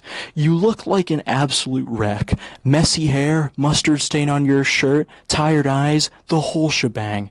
But when you look at her, she looks like she's falling for you all over again. Isn't that just so fucking wholesome? Oh, yeah, before I go on, can we get the Dandy's World counter again? Bing, bing, fucking bing, bro. This, Uwu Boo is a big fucking Dandy's World fan. Don't let the media lie to you, okay? Uwu Boo is a big Dandy's World fan, so we're gonna get a big fat ding on the fucking dinger. Okay, for the Dandy's World fans, for Dandy's World Nation. We're taking some shots at Dandy's World Nation today. I don't even know what that is, by the way, but yeah, she's a huge fan of Dandy's World, and she's drawn a lot of pedophilic artwork for it as well. I just realized I had to type out stuff and make a story, and I don't like it. Least pedophilic Dandy's World fan. Bro, this opening is legit. Yeah. 9 is fucking crazy. Oh, she's having energy is always flowing from this tune with her heart on her sleeve. Wait, I gotta zoom in to get to with her heart on her sleeve and her head up high. Toodles is always on the move. Though small, she will take up any. No, go. She'll take up any challenge, even though she can bite off more than she can chew. Oh, she referenced it off an 8-ball. Yeah, and then she deliberately. That's what I'm trying to say. She deliberately turned it into a 9-ball because she's attracted to 9-year-olds. Oh wait, yeah. Nah, the way. Look at the fucking teeth she's making, bro. Some of her public comments about pedophilia include, there needs to be more romantic map art. Like, yeah, I guess posting is cool too, but like, where's my media of a cute map couple grabbing dinner? Where's my media of a cute map couple cuddling? Where is my media of a map kissing their little girl / little boy / little NB softly on the head? We need more stuff like this. Where is my media? Where is my fucking media? Dude, I was browsing that map merch shop and I want something from there so bad. Even if it's something as simple as a pin, I still want something. But my family is stupid map phobic. And the way rent prices are at the moment, I may not be able to move out of their house for a long time. God, the plight of pedophiles. So one of my map friends said this, and I don't know if it's true or not, but apparently it's very rare to have mostly map romantic attractions.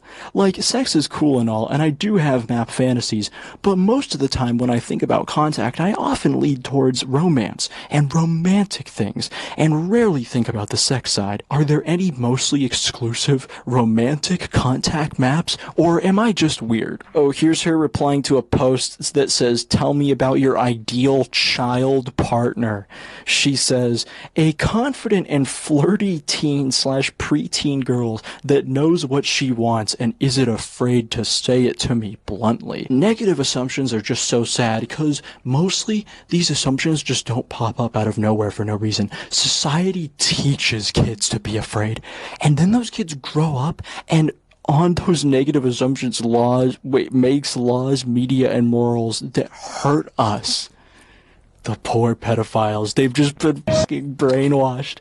The kids have been fucking brainwashed against the pedophiles. Oh, here's them replying to a post asking for people's favorite pedophilic ship dynamic. They said, nah, the best one has to be shy, easily flustered adult super flirtatious kid. Imagine meeting your little girlfriend IRL for the first time, and after a long night out, y'all go to your room and just cuddle. Like, the physical affection after being apart for so long would be heaven.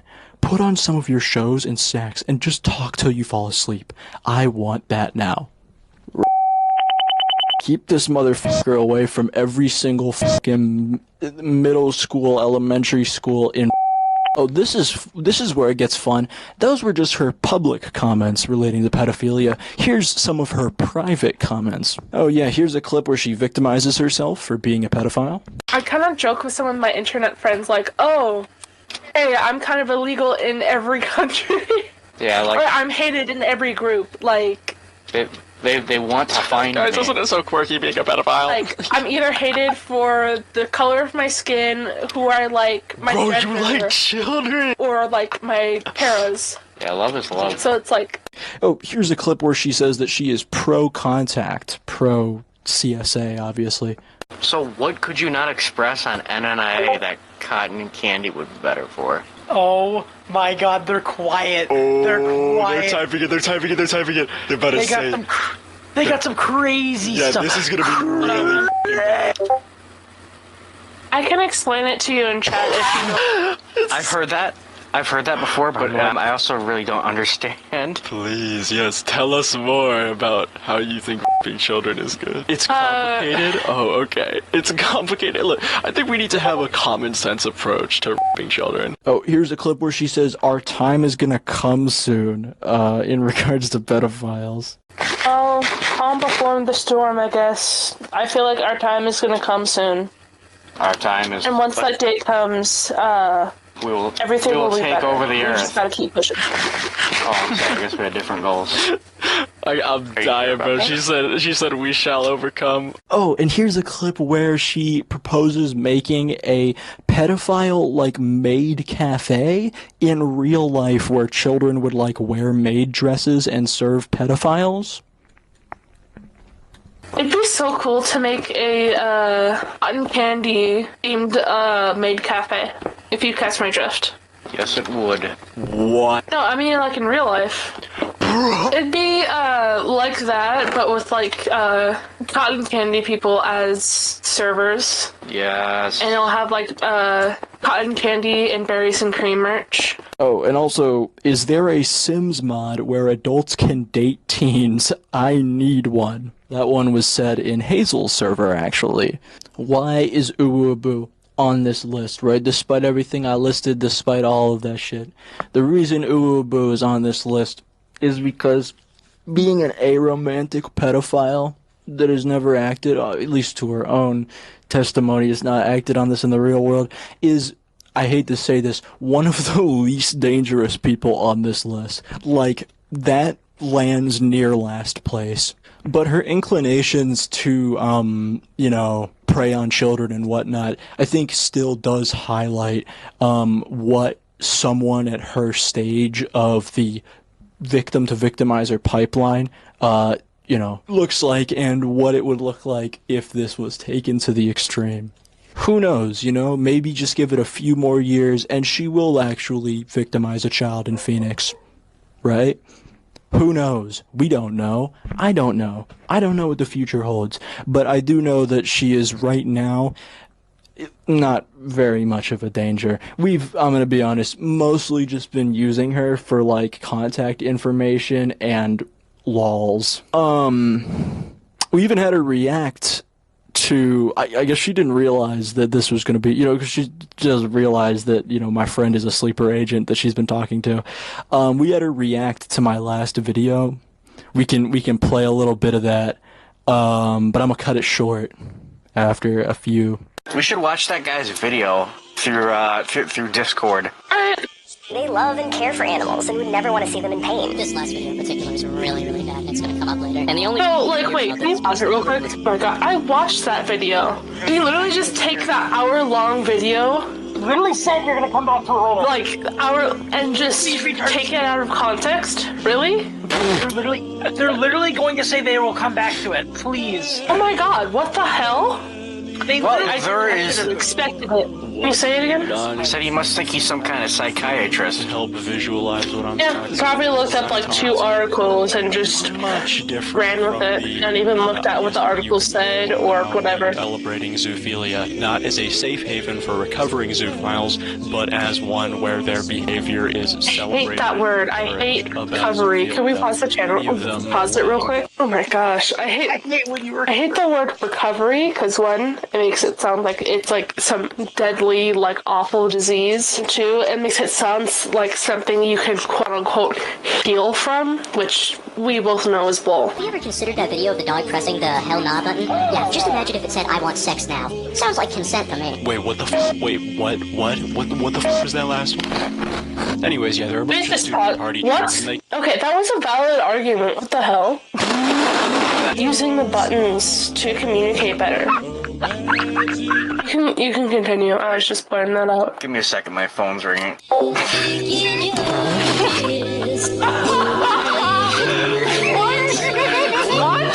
National Science Foundation, SNSF, Prima. Are you just gonna just rattle off names and not link anything, or? There's no contact. He's literally except there is, and it's right there.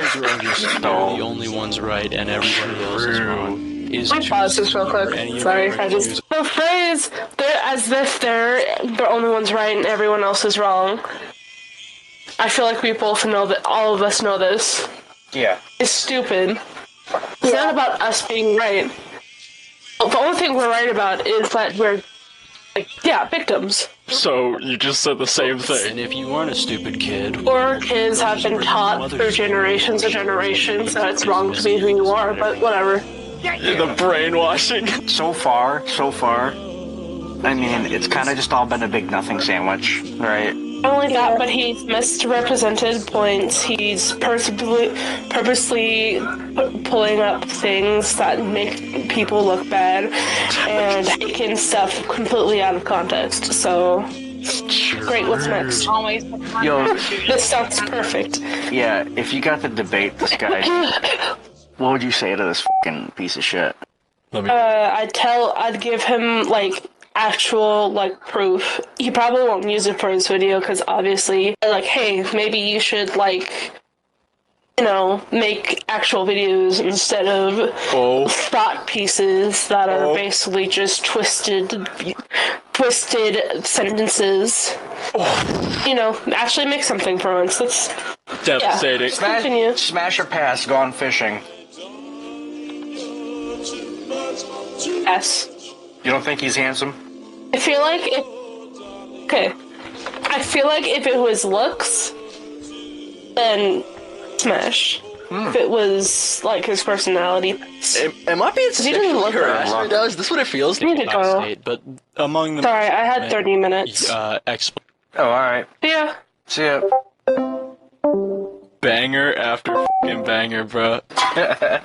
And that's what I gotta say about Uwu Abu. We're gonna leave it right there. I'm gonna say shout out Breezy again because, dude, he has been fucking deceiving the hell out of her for months, just like lying everywhere.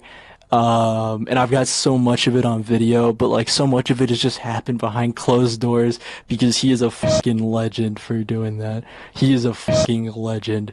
So I just wanted to commend the fuck out of him for deceiving her for like this fucking long and keeping it up for this long. Not many people keep a bit running for this long.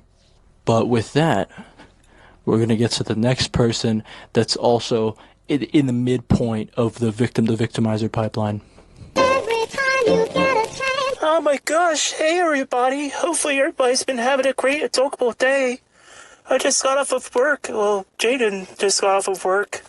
But like, you know, I'm just like so excited to go home and just like be all cute and adorable and everything. Like, hopefully everybody's having a great adorable day. So see ya.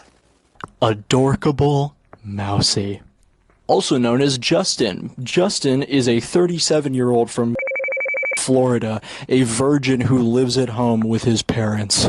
They pretend to be a Minnie Mouse style character online with this like really annoying, adorkable typing quirk, and you'll see exactly what I mean. They are an admitted pedophile. And here's where that typing quirk comes in. In response to someone saying, "You are a pedophile," they say, yes, that's what the, means, but, it's only, attraction, and, I don't, unadorkably, act on it with, bodily minors, Okay, they say that, and meanwhile, their age of attraction is 8 to 13. I'm just gonna come out the gate swinging here. Justin, Adorkable Mousy, is faking dissociative identity disorder. Justin is faking DID. You'll see through their posts on their socials, Discord servers, and whatever, they pretend to like, you know, not only be this like Minnie Mouse style character, but they also pretend to like hop between characters. You know, oh, one moment they're this character, and the next moment they're this character, and you know, da da da da da da. So like, gosh, Jay just got off of work, and now I'm just like sitting in the car. And at the side of the front, just sit in the car, like, I don't know how to drive. I'm just gonna sit here until Jay just decides to front again. I don't know what to do. Yeah, that's fake DID. And how am I saying that? How am I saying that with such certainty? Here's an old post on the Toontown forums from like 2020 where you can see Justin was testing out this new, you know, quote unquote, like, character. They come onto the page just like saying, you know, acting in this character's, you know, always saying like, oh, we gotta, I'm Melody Mousy, I'm here to clean everything up. Some weird, crazy stuff's going on. And then someone who is familiar with their posts replies, is confused, like, what the f? And Justin replied back saying, Lol, I'm still the same person posting here IRL, but just felt like role-playing the name change from my previous name to my current name, since it's the name of my boy mouse tune. Sorry if you were confused. Is that how DID works? Really? You could just, like, flip it on and off like a light switch conveniently when someone else is confused? No, it isn't. It's obviously bullshit. And not only is it obviously bullshit, but he calls it role-playing. He calls it role-playing. He calls it role-playing. Oh, yeah, further posts from their old, TTR forums, Toontown Rewritten, I think it was, forums. This is from, like, their old bio where they say that they love to, like, roleplay as different characters. I wonder. But gone fishing, that isn't enough to invalidate their identity, you say? Don't worry, I got you. Here's a post where they wish they had actual symptoms of DID, like amnesia, so that they could get diagnosed, because, they don't actually have those symptoms. 2 years later, though, they would then change the record and claim that they actually had amnesia all along. Justin repeatedly refers to their main system as being quote-unquote endogenic, a term which means that it originated with no clear trauma, which is widely agreed as scientifically impossible under the prevailing theory of structural dissociation of the personality. Not to mention, but DID is often misdiagnosed and requires thorough testing in order for an actual diagnosis. Justin claims, though, that they just quote-unquote realized they had it one day. Coincidentally, around the exact same time that DID was being glamorized in an online trend where people were faking the disorder to appear quirky. Okay, but maybe Justin is just patient zero. Like, they're literally patient zero, a 32-year-old who suddenly, without any trauma, developed symptoms of DID. You say, for some stupid reason. Okay, well then why did they also claim back in 2023 to have a second subsystem consisting primarily of My Little Pony characters, 4 of which were Justin's underage child girlfriends? This subsystem seemingly just vanished over time, as Justin has neglected to mention this, cute dorky information since then. We kind of have a bit of a problem here, because it's like, alright, it's pretty obvious you're faking DID, but like, if you aren't, then why are you dating 4 children? Oh, yeah, and then here is the deeper thing. The deeper thing underneath that is that Justin's DID, fake bullshit DID, is just a fetish. It's a fetish. It's an extension of a fetish. Justin uses, DID, quote-unquote, to roleplay a sexually abusive relationship between a mother and her daughter. This is where it's gonna get kind of vile, so. Tee-hee, I do adorkably get us. When I adorkably remind the, cute dorky adults that, I have cute dorky with that, cute dork mousy kid, and, how mortally degrading it is, and, how perverted they are to have and then here's another message where they are pretending to hop between these, various personalities of the mother, quote-unquote, and her, quote-unquote, daughter who's being abused, right? Gosh, mommy, am I, not enough for, cute little adorkable you, Gosh, you're such a, pedo perv. All the ahs make this so fucking confusing to read. Justin then pretends to hop to the mother persona and says, I got enough love to share with you and all plushies, Mousy. I mean, you don't have any holes for me to but I still love you all the same. They use this DID to also, put this minor character in, like, sexual scenarios. Teehee, I don't want to read. I give up on the English language. Dude. We're done. We're done. English is over. Pack it up. You may be curious, despite me being like a pretty long time standing trans rights advocate, why I am not referring to Justin as a woman. Comes down to some bullet points. Number 1, their identity is just a fetish. Like, just flat out, it is something they use to engage with their sexual fantasies of a mother preying on her daughter. And number 2, Justin themselves deemed their behavior as role-playing, then updating it later on claiming they were trans and had DID, neither of which appear to actually be true. As I see it, it is harmful to the trans community overall to conflate someone who is engaging with their fetish as being trans. This is not what being trans looks like. And that isn't me saying I'm like the moral arbiter on who is and isn't trans. My position is just informed by the trans people whom I've actually been friends with, and I can confidently tell you they'd make the same decision in regards to Justin. Justin is literally taking these stereotypes used by people like Matt Walsh and personifying them. Like, literally imagine everything that Matt Walsh says that trans people are doing, Except Justin is actually doing it. They are an admitted pedophile who claims to not only be transgender, but trans age, specifically to roleplay CSA. So yeah, I hope that makes sense. If it doesn't, then let me know in the comments, because I could always use some feedback. I hope that makes a good deal of sense, but maybe it doesn't. What I'm saying is that, like, Justin is not actually... This is some bullshit. This is not actually trans. It's role-playing. And then here's the interesting thing, and it's why I included Justin in this part. Justin actually used to be anti-pedophilia. Yeah. He actually used to be anti-pedophilia. Here's an old Toontown rewritten forum post in 2020 where he gets on someone for being a pedo sympathizer, and also here's an old D&I list from 2022 where pedos are listed under people that shouldn't interact. What changed? What changed? Because something changed. Something changed. Clearly something changed. It's unclear to me what changed because I don't really care to go through like a whole tapestry of history regarding Justin. But, something did. Eventually, over time, over the course of several years, a switch got flicked where pedophilia is not only okay, but it's what he actually identifies with. He considers himself to be a pedophile. And my final kind of question to segue out of this is Justin claims that this is all fiction, right? Claims that this is all fiction, that it doesn't really, impact, his decisions in the real world and whatnot. And, I want to make an argument pretty much for why that kind of person is still dangerous in the real world. To push this to the kind of extreme, to show the extreme position here, we're gonna go to the final part of this video, which is the end of the pipeline. The end of the pipeline, the end of the victim to victimizer pipeline, full circle, the people that are just out and about, the child molesters, like the band, like the band. And we're gonna push this fiction, it's all fiction. We're gonna put that really to the test with this next person. You will always be the only one for me.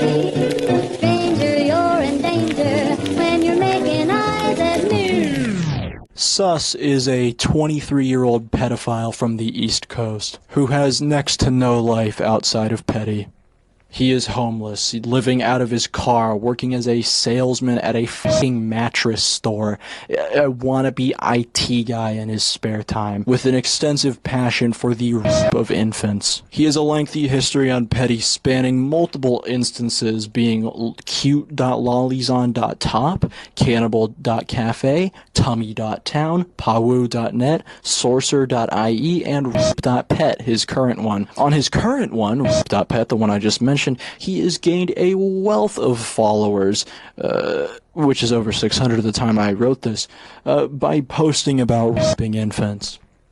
And this shit is really bad. Like, this shit is really bad even for me. In all the years I've spent. So much of this is just redacted, and I mean like actually redacted on paper, not just like I'm gonna bleep it out. Like I redacted it in the document because it's just vile. The younger the... Jesus, I don't want to start with that one. I need a baby to... Dude, Jesus, man, I really don't want to do this. I wonder if babies can survive a... If it was right into... Like... Hey you, yes, you. Kill me, bro. I personally think babies to by is not only the morally correct thing to do, but an obligation. I just want to clarify for anybody clipping this out of context, I am reading something. These are not my statements. Jesus Christ. Remember, little girls, especially newborns, if they aren't, you aren't doing it right. All I'm saying is babies are just made for... Like, they serve no purpose. Why not give them one? Those were all comments made by Sus. Pretty sure all of them were from this year as well. Now, despite that, Despite that, Sus actually claims to have very strong ethics and morals. He claims that he would never actually hurt a child IRL, and that these are, this is all just fantasy. Once again, this is all just fantasy. I have zero intent or interest in actually doing anything I post about IRL. I could not bring myself to hurt a child or baby. My posts hurt no one, and several times I have clarified there is nothing IRL that I would ever condone. See what I mean now? See what I mean now when I say pushing it to the to the extreme here? Yeah, so the thing is though, the funny thing about that is that Sus does want to hurt kids IRL, like per his own confessions. Seeing an infant immediately makes me think about it. He said, "Are there any women who work in a nursery that is looking for a boyfriend? No reason, definitely not so we can the newborns together." Here comes one that I really want to emphasize above everything else is a fucking quote. I am reading off of a script. It is not my statement. Jesus Christ.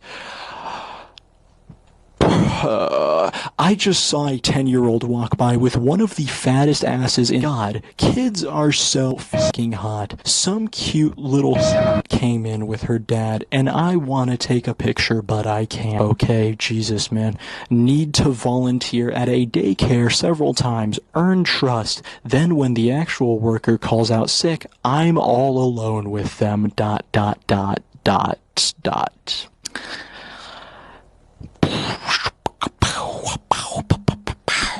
Pretty fucking bad. Oh yeah, Sus has also fetishized a tragic murder from 1977, where 3 little girls were killed at a Girl Scout camp.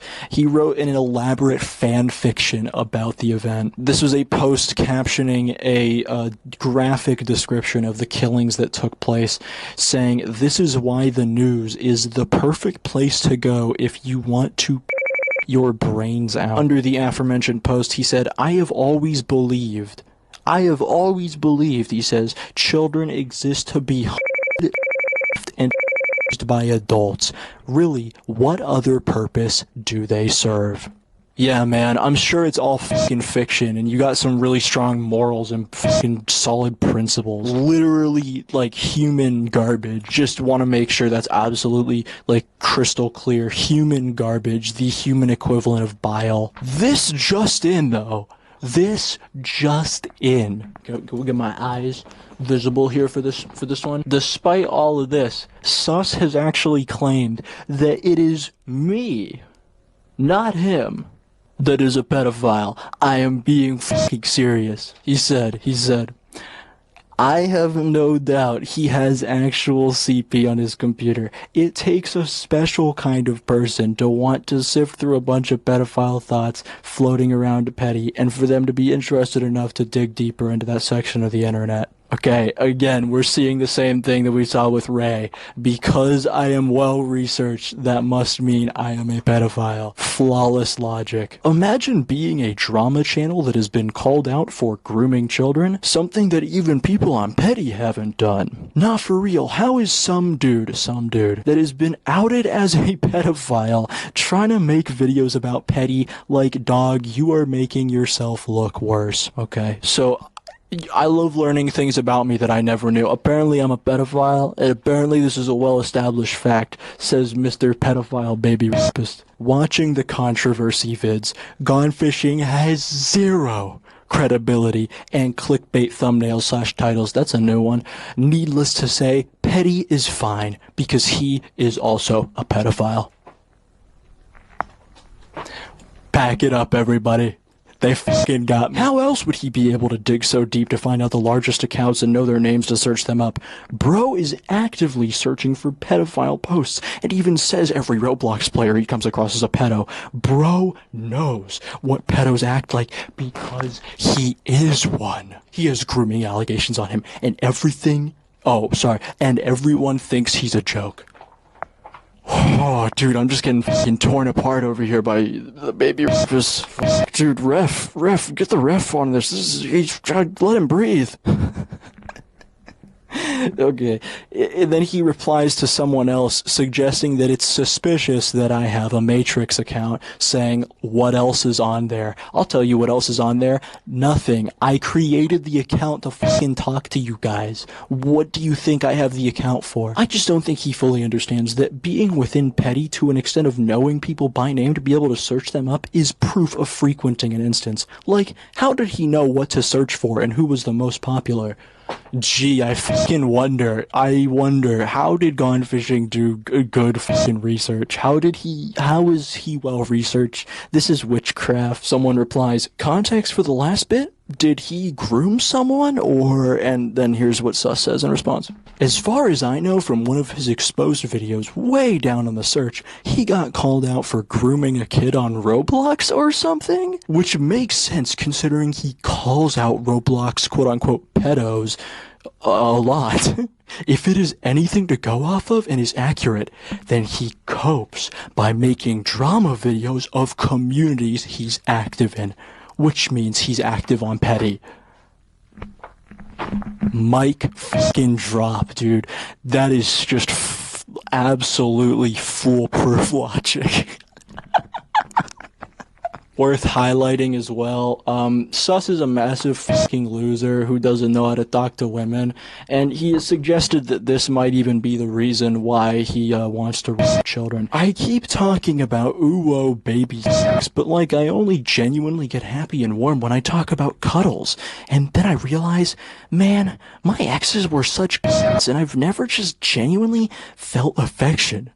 And I've been repeatedly abused and just want the gentle touch and cuddles humans require. Okay. I guess what I'll just kind of close by saying is, to all my haters, this guy's on your side. So if you want to come over to my side, I think everybody would completely understand. That was a little quote from Video Game Donkey right there. That was a donkey quote. I quoted Donkey. Seattle World Fair.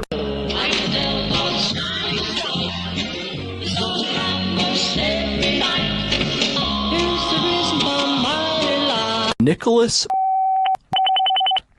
is a 24-year-old pedophile zoophile illustrator from Washington. He's from Washington. He's from my fucking state. He lives away from me. He likes incest. He's admitted to incestuous acts with his, with his brother? Yeah. Oh, and he's called Fwucky, by the way. Fwucky? Fwucky. Just get that one in your... He is most well known for making pro-pedophilia zines, which are just like pamphlets. Pamphlets that he allegedly handed out at a playground in Seattle, of which I've seen people speculate was Cal Anderson Park, but I don't know what other speculation they would have for that other than the fact that Cal Anderson Park is in like the queer part of Seattle.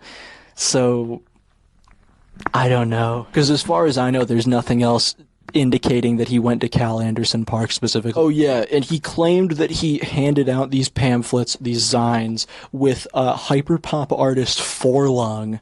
Isn't that fun? Which is a lie. I just want to stamp that out right now. That was a lie. I've made a new zine. I will be handing it out at the Seattle Playground today with Forlung. Please enjoy and like, rate, subscribe. Remember, anyone can change the world, even you.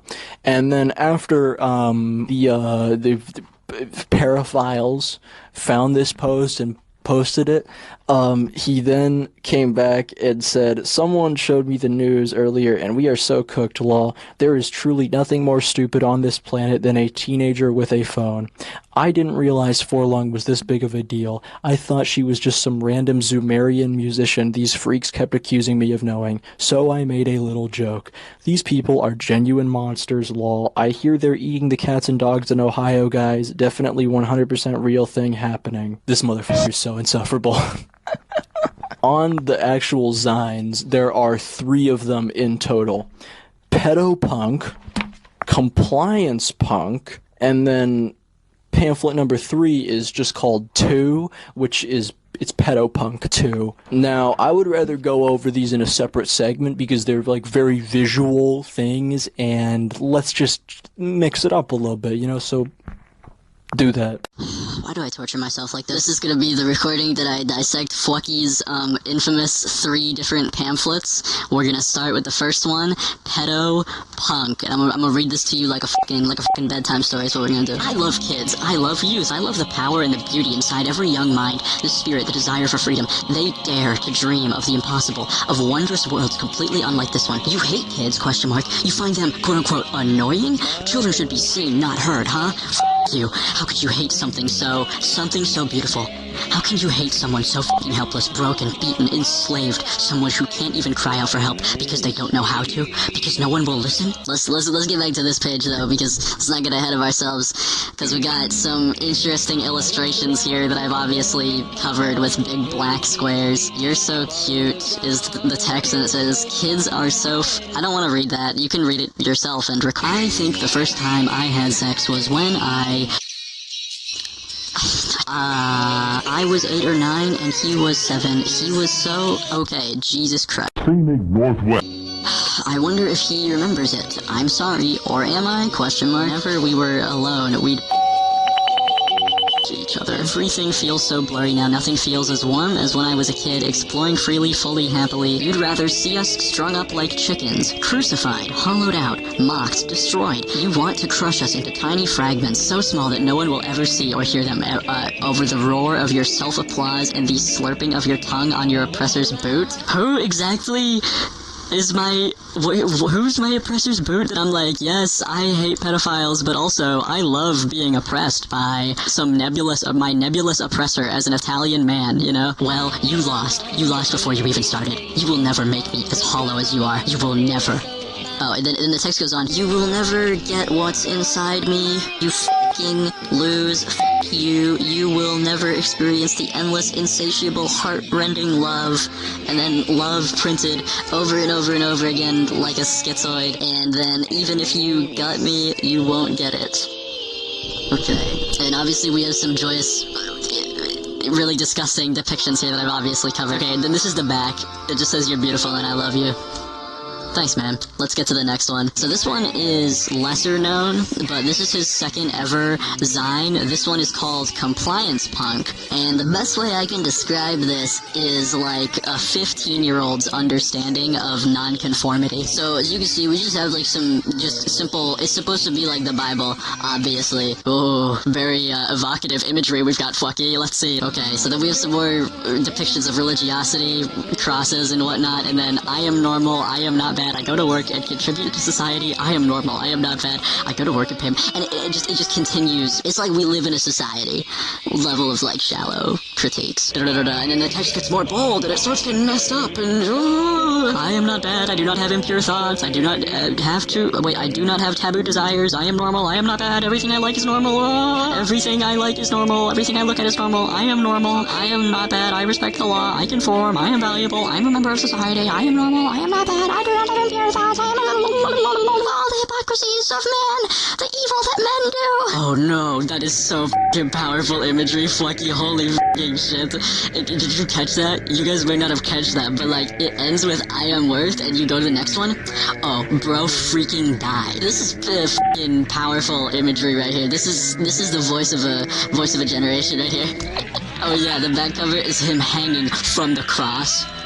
That is just like Pink Floyd levels of societal critique right there. So that one is just a little stupid. We're now gonna move on to the final one, which is this is the one that he allegedly handed out at the Seattle playground. This one is just called 2, but it's Pedo Punk 2. Okay, so this is like actual, now we're getting into some actual storytelling, children's book type shit. Wow, I love queer art so much. There are so many cool artists with cool stories, so many zines, comics, so much to look at and buy. Queer consumerism has never been better. Hey, I could make my own zine. I can write about my own queer sexual experiences and share them with my friends and other queers. What a great idea. It's all about freedom of expression, baby. Oh, as you can see, he's also wearing a I Love CP shirt.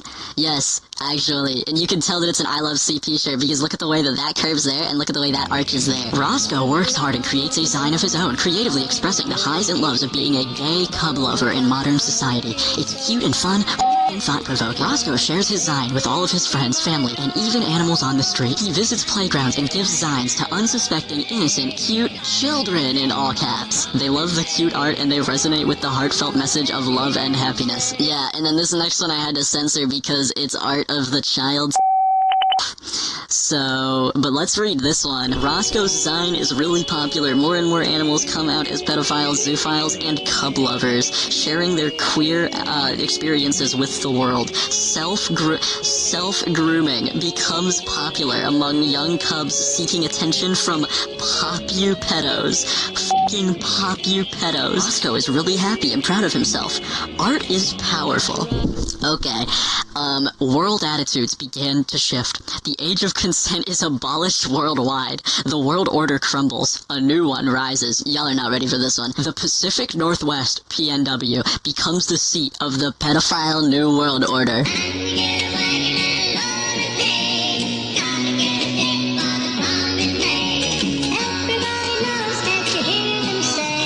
And then here's the back. Yeah, so he just closes to say the pedophile New World Order, and then whatever the this is. I don't really care to decipher this. There's probably something here, but I'm not gonna look. Yeah. So that's some shit right there. Pedophile New World Order. Oh, he also had an old website called fwucky.art, which is thankfully down, but I did find it on Internet Archive. I would not recommend going there. Do not do it. I'm serious. Like, seriously. It contained like just under 200 pieces of his artwork, which was like disgusting NSFW involving animals, children, and child animals. The final thing I'll say on Fwucky is that he was reported to the King County Police Department by one of the people behind the Paraphiles in November of last year when the event happened. King County PD was like horrible with this. They didn't even write them back or address the fucking like complaint until 2.5 months fucking later in February. Didn't contact the person at all who made the report for 2.5 months, then coming back and touching base with them and asking some questions about it. Yeah, they suck. And Mr. Fwucky, Mr. Pedophile New World Order, he's just out there. He's just roaming free in my county, in my fucking state, in my area. He's just out there. He actually works. He works at a... And he's just like out there. Okay, very awesome. Sex criminal who hands out pedophile Zines to children, just like working in the... Anyways, yeah, that guy sucks. Let's move on to the next pedophile at the end of the pipeline. This one I have a lot of words for. One of the reasons that I want to tell my story is because I just believe in the power of, honesty, and that's one of the things that's actually going to bring about change for MAPS, for BLs and GLs, that we need to be out there. And as scary as it might be, our voices and a range of voices, people like me that have had legal trouble, and then people that have managed to have the willpower and discipline to stay clean. We need all of our voices out there to show that we're not a monolith. We're all different. This is Fragment. Fragment is a 30-year-old Aussie who moved to Japan, likely because of the age of consent laws. He used to be a teacher. Now he's a convicted pedophile because he assaulted two 13-year-old boys, gave them heroin, and now he's on petty. He's become like a kind of pedophile activist. Pedophile activist, that's how I would characterize Fraggy. Yeah, so he has claimed that the two 13-year-olds that he assaulted were consenting, and in court, actually, his lawyer presented the argument that because the kids were closer to the door, they had the opportunity to leave, and therefore, by not leaving, wanted it to happen.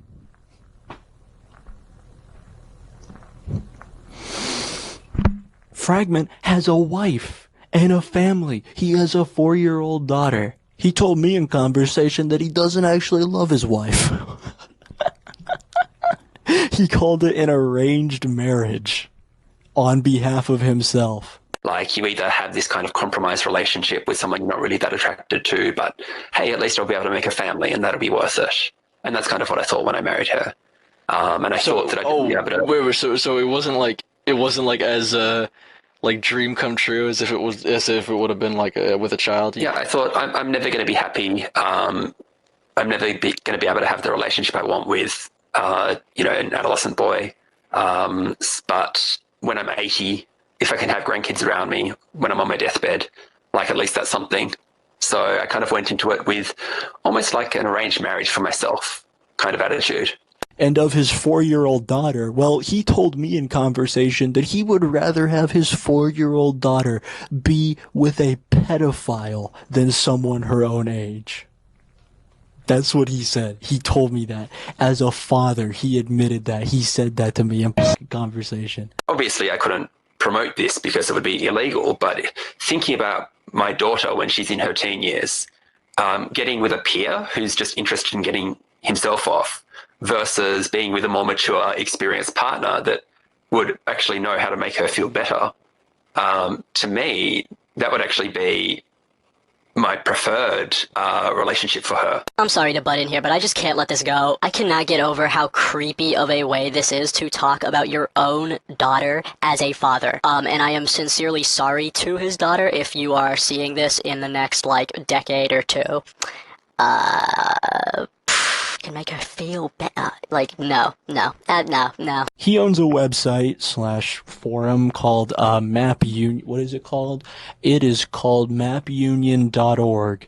And on this site, you could see him playing the victim constantly on here and on Petty as well. Let me just read you some of these because they're just fantastic. I might be being led to the gas chamber, but why not spit in their eye and stomp on their foot on the way to my inevitable end? I don't know if the kind of activism I'm doing is most effective or even effective at all, but it's what I know and what I'm good at. Being led to the gas chamber. Here he is posting a conversation he had with ChatGPT where he's like, dude, ChatGPT has mad fucking aura. This chills, bro. What ChatGPT said? Let me tell you what ChatGPT said. GPT has some great one-liners, quote unquote. Even if courts won't listen now, history might. Holy Fragment, you are the fucking Rosa Parks of the of pedophiles. He's doing the Montgomery fucking bus boycott for pedophiles. He's spitting in their eye. He's stomping on their fucking foot. He is, he is him.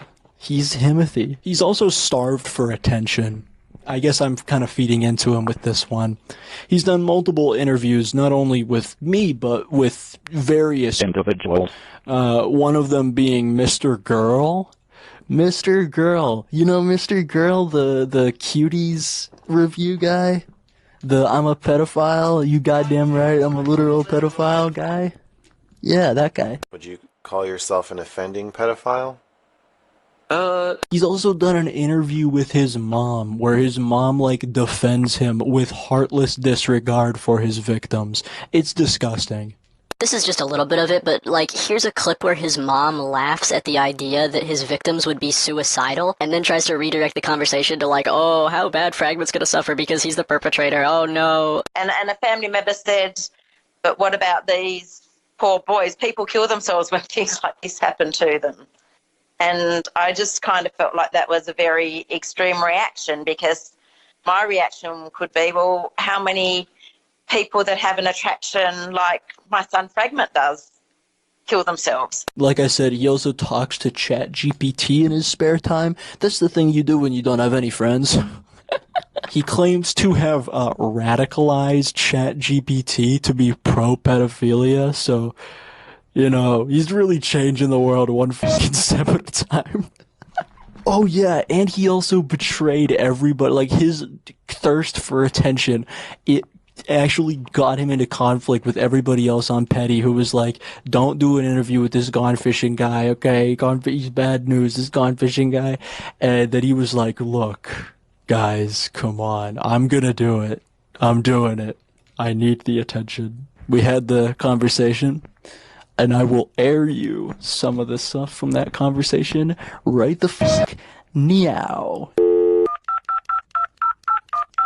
Yo, it's me, Fisher. Yeah, look at me. I'm on the phone. I'm actually a 5-year-old version of myself. So that's actually me, and I'm literally on the phone with Fragment right now. Anyways, this is my call with him. This call took place on, what was it, April 15th? Yeah, April 15th. So here he doesn't answer why he moved to Japan. Why'd you move to Japan? Oh, a few different reasons. When asked if it was the age of consent, he then diverts the topic before answering that, even if it was, it's kind of like, black people fleeing the South during segregation. It didn't have anything to do with the age of consent?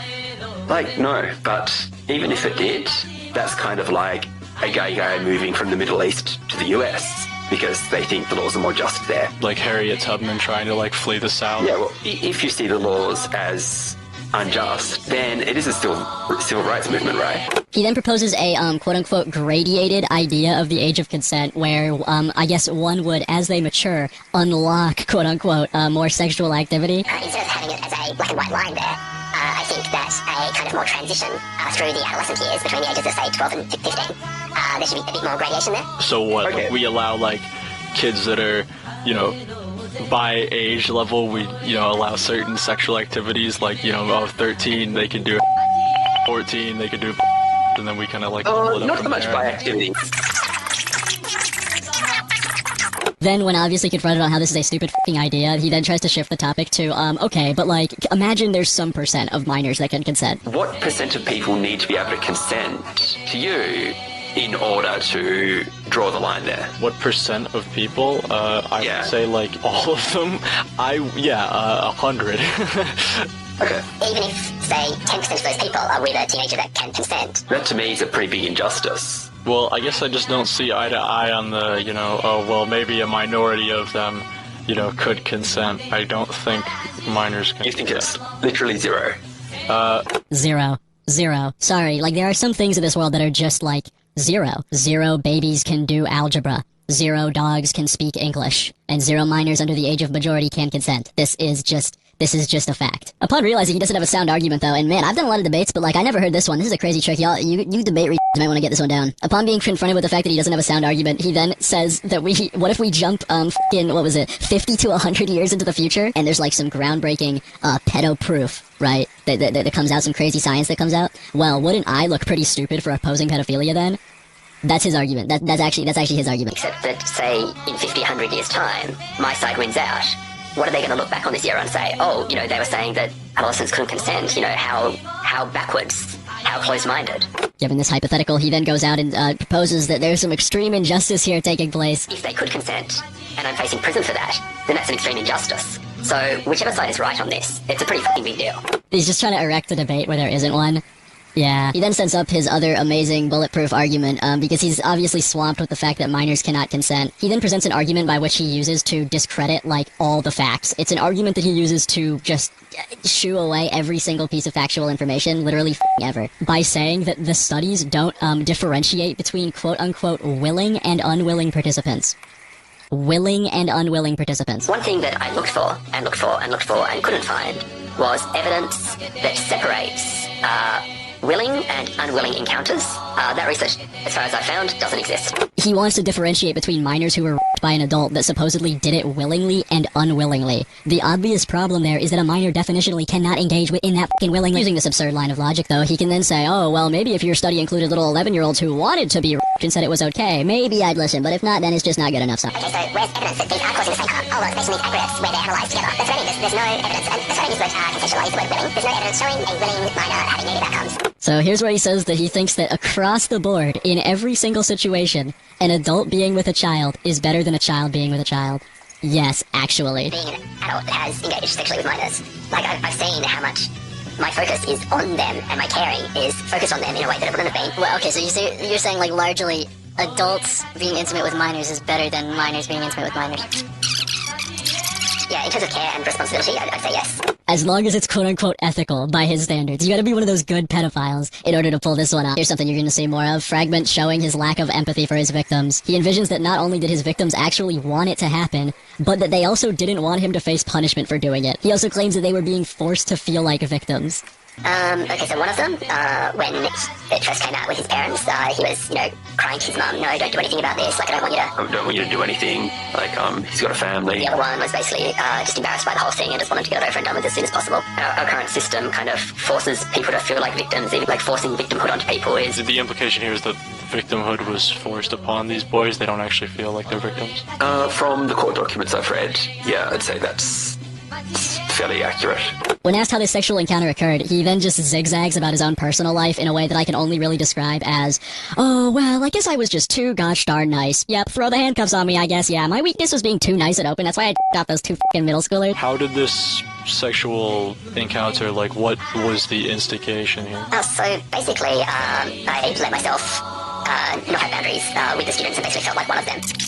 My biggest thing as a teacher was trying as much as I could to empower the students and to get them to be the ones making the decision. Oh yeah, and then he's also like, but the other kids were doing things with each other, so like, really, it was all fair game. And then when he realizes that's a stupid f***ing argument, he then just like, okay, well actually I'm bipolar. So I'm just assuming here that you were the one that made the proposition? Yeah, but it's in an environment where a lot of these boys are like doing stuff like that with each other. I mean, part of the reason I acted like that was because I was bipolar manic. He gets continually offended when I use terms like assault, preyed on, or even little boys. He actually has a problem with at one point. Well, I mean, also you were preying on them, so... Okay, but now you're going into like language that's, implicitly supporting your position. You assaulted two, 13-year-old boy. Assaulting? Come on. What's the definition of assault? He then proposes his pie-in-the-sky idea that, he should be spared. He wants to just have his cake and eat it too. He wants a world where he can rape a child and get away with it. What does the minor do who wants someone to stop but doesn't want them to go to prison? And I think that's actually quite common. I just think you need to look at the stories of a lot of survivors that are just as traumatized by the court system as they are by the actual sex that Yeah, man, I'm so sure that's what happened. I'm so sure that's what happened with those boys. I'm so sure they were like, you know what? I don't want my f***ing teacher to go to prison for f***ing me off. I just wanted to add this in post because my girlfriend made an amazing point when watching me edit this. A big reason why a lot of victims will even say, no, I don't want this person to go to prison. No, I don't want them to do this is because they have been groomed by them. Like, for example, she brought up an example of like a child whose parents are being arrested for domestic violence. That child would obviously say like, no, I don't want my mommy or daddy to be arrested or whatnot. Like, that's because they've been groomed by them. That's because they've been abused by them and they've been tricked into a false sense of comfort with them. So anyways, up next, there's this amazing clip where he's like, where's your data when I tell him that children don't like being I am right by the data. That doesn't matter because... Which data? Which data you're referring to? True study? Okay. I don't, like I said, I don't really come into discussions like this, like, oh yeah, here's a database of children, raising their hands and saying, I was actually very uncomfortable when this man sexually assaulted me. You're saying, oh, the data says, and then you haven't actually read the data.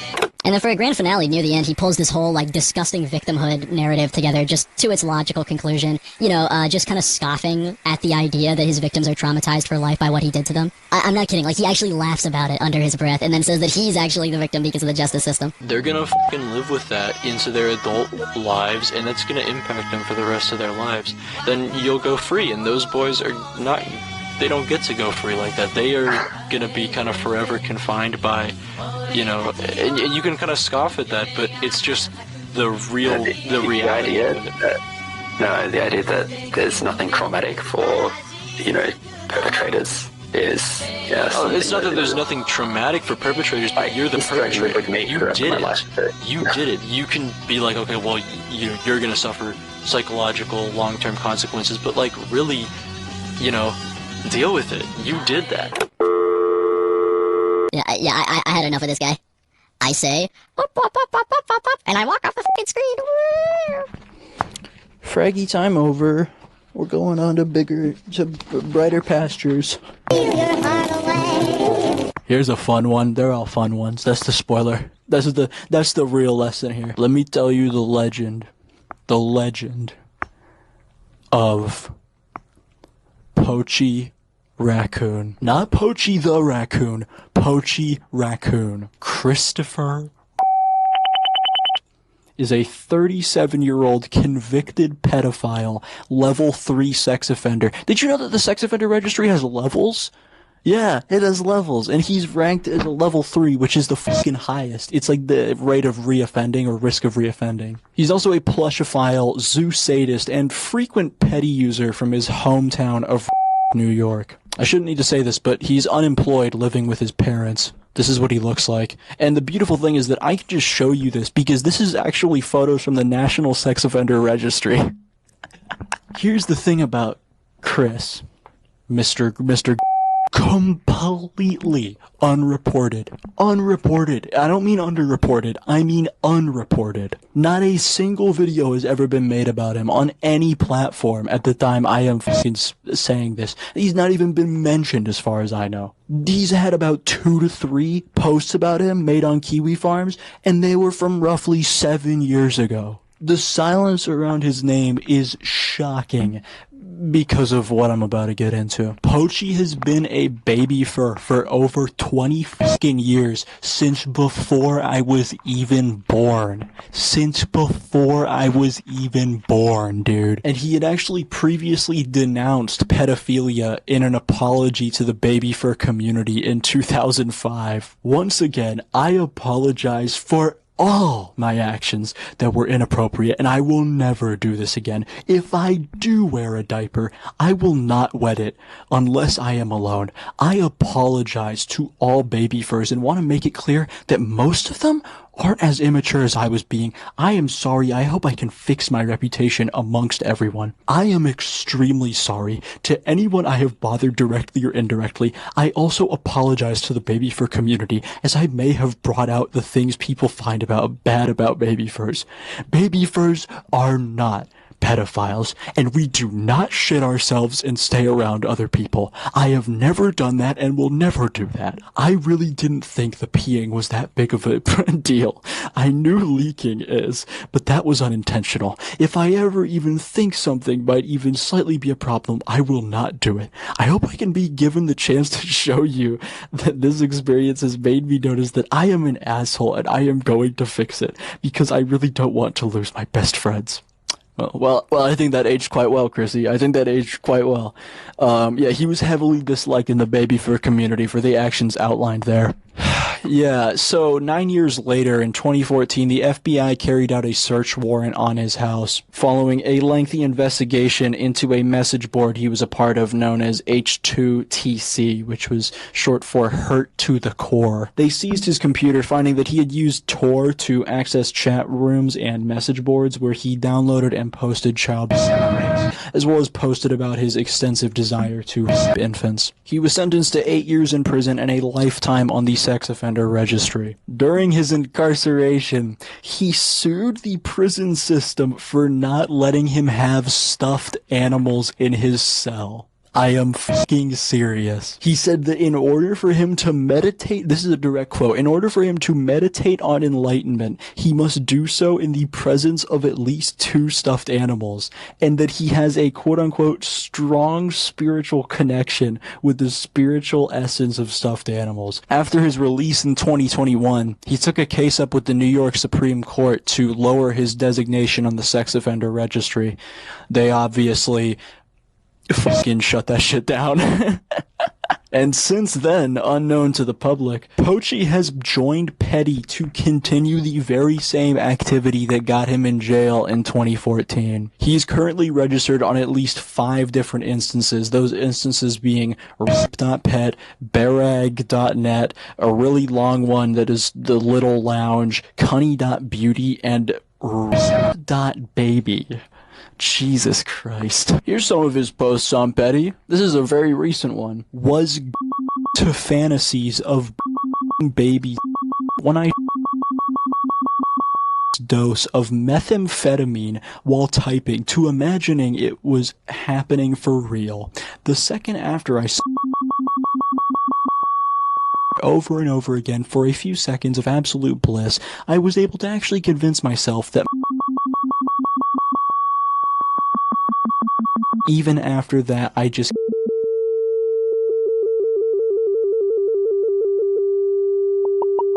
last night felt awesome. So he's talking about doing meth and raping infants.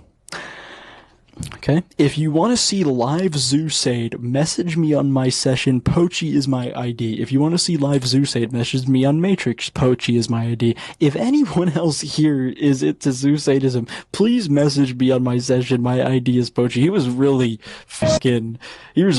just needed at that. Oh, here's a transcript of a conversation he had with an AI where he says, I'm trying. Cut the fuck out of this audio, cause people are gonna take that out of context. Can you give me ideas on how and where to find one and how to groom them? And finally, here's another one. Here is him saying, I want a chance to try this someday, captioning a drawing of an adult male cartoon character smiling while stabbing a little girl in the chest. I want a chance to try this someday, is what he said. Guys talking about sharing live zoo sadism, which is just like animal cruelty and like ripping animal corpses and whatnot. Guys talking about doing meth while, to the idea of raping babies in like just vulgar and disgusting ways. Sounds like he's fucking reoffending, Sounds like he's reoffending because this is the exact thing that was detailed in the complaint against him in 2014 in People v. in USA v. in 2014. That was the case. So what did I do? I'm a good citizen. I followed what I was supposed to do. How do I report a crime that's outside of the state in which I reside? Well, let's go to the U.S. government website for that. To file a police report, search online for the local law enforcement agency's contact information where the crime occurred. Most local law enforcement agencies accept anonymous tips or crime reports online or by phone. To learn more, contact your local police department. Okay, pretty simple. Contact the police station where the crime occurred. So I gave County PD a fucking ring, because they're the ones that have him on their sex offender registry. Upon calling, the 911 operator lied to me. She lied to me. She lied to me in a pretty much just like fuck off way. She told me that if I wanted to report it, get this, I would have to report it to Washington, to King County PD, who would then somehow send the fucking report across the country to county, and then they would do something. So since you're thinking that this is happening, and if you have the proof, you would need to make the report in Washington, and then they would send it over to us. Okay. Because we can't just send them over to where he is and accuse him of doing anything. Just they need to have actual, a report from it. Okay. Well, thank you. I can do that. That's why I quoted from the U.S. government website, because it's just horse shit. It's not true. And I was flabbergasted by it, and I just hung up afterwards, because, I don't want to inherently believe that I'm being lied to, but I soon found out afterwards that I was. I just was. What she told me was not true. So, I don't really have anything else to say. This is a level 3 sex offender who is reoffending on petty. He is on petty just fucking, shooting up fucking meth and, talking about raping babies and wanting to, stab girls in the fucking chest in the real world. And I tried to report it, and the police are like, fuck you. What are you supposed to do now? Call them again? Complain about it on the internet. No.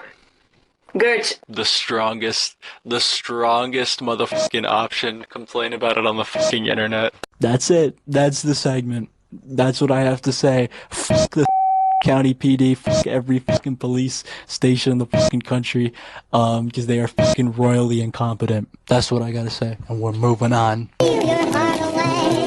Katie Cruz. Katie Cruz, one of the only people on this list who you may have actually heard of before. Katie Cruz, or known by her real name, is a 38-year-old pedophile from her hometown of Indiana. She's very active on Petty, specifically mapsupport.de, but what she's more known for is her merch shop called Map Merch Shop.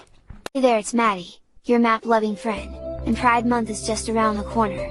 Are you ready to show your colors and celebrate love, acceptance, and equality? Well, I've got the perfect place for you, Map Merch Shop, the ultimate online store for map and map adjacent communities. At Map Merch Shop, we've got everything you need to shine bright during Pride Month and beyond. She's already been covered by multiple sources, but never on YouTube. Like, never. The majority of the work here belongs to Riata Arias. I don't know how it's pronounced, but she's a mother and a CSA survivor on TikTok who uses her platform to speak out against CSA and, you know, predators like this. I commend her for her work, and I owe a majority of the findings here on Katie to her and her team back in 2023. What was already established is that Katie Cruz's real name is and that she preyed on a little 7-year-old girl back in 2020, a girl by the name of Lucy. Katie knew this girl because her parents were her friends in high school, and she claimed to have come out, quote-unquote, about being a pedophile to her parents before Lucy was born. Lucy's parents separated the two from each other in 2021 because I guess they didn't like how, you know, obviously fucking creepy Katie was being on their, you know, daughter. Katie has since written obsessively and creepily about this little girl on her blogs, the details of which were never fully covered, which I don't think was due to anybody being incompetent. I think it was just more so because of the short video format of TikTok. So don't take that as a shot. Like, they didn't fucking research this. No, it's short video. It's a different format. It's a different platform. What happened after is Lucy's parents were contacted and informed about Katie's behavior. And Katie, because of, you know, being published in this way, then doxed Riata Aries in response for being exposed. And then attempted to sue her for defamation, raising $545, which sounds like a lot, but it was of the required $25,000 to bring the case. This community has given me so much, and I hate to ask for more. As you may know, I was targeted by an anti by the name of, that's full name, who is spreading false information about me. Either blank or her cronies are still harassing me and my family. This isn't going to stop unless we make it stop. I plan to take her and her cronies to court to sue for defamation, harassment, and whatever else applies. So, what defamation? I've dealt with people like this before who will just try and throw around slap suits and whatnot at people, or even threaten hitting them with a slap suit in the hopes that they just go, you know what, I don't really, you know, this doesn't really have an impact on me, I'm just going to take this down, I don't want to risk this. But, like, you have no grounds to bring this. You know, in order for something to be defamation, it actually has to not be true. Anyways.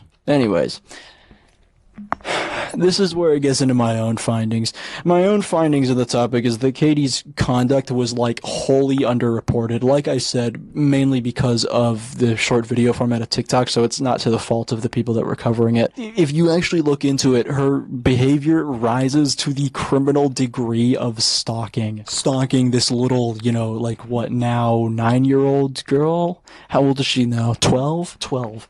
Like, here's some AI-generated child she made of her and Lucy, and I know it's of her and Lucy because she uses the same words as she did in a post describing a fantasy that she had about Lucy, and it describes the same scenario. Disgusting. We need regulation on this shit, man. Anyways, that's just the tip of the iceberg. She would write things on her blog like, "It's not fair. I saw new pics of her today. She's growing up without me. She's got boobs now. Looks like her mom. So fucking beautiful. And I just don't understand why I can't be in their lives. Why I can't be in her life. It's not fair. I'm so lost."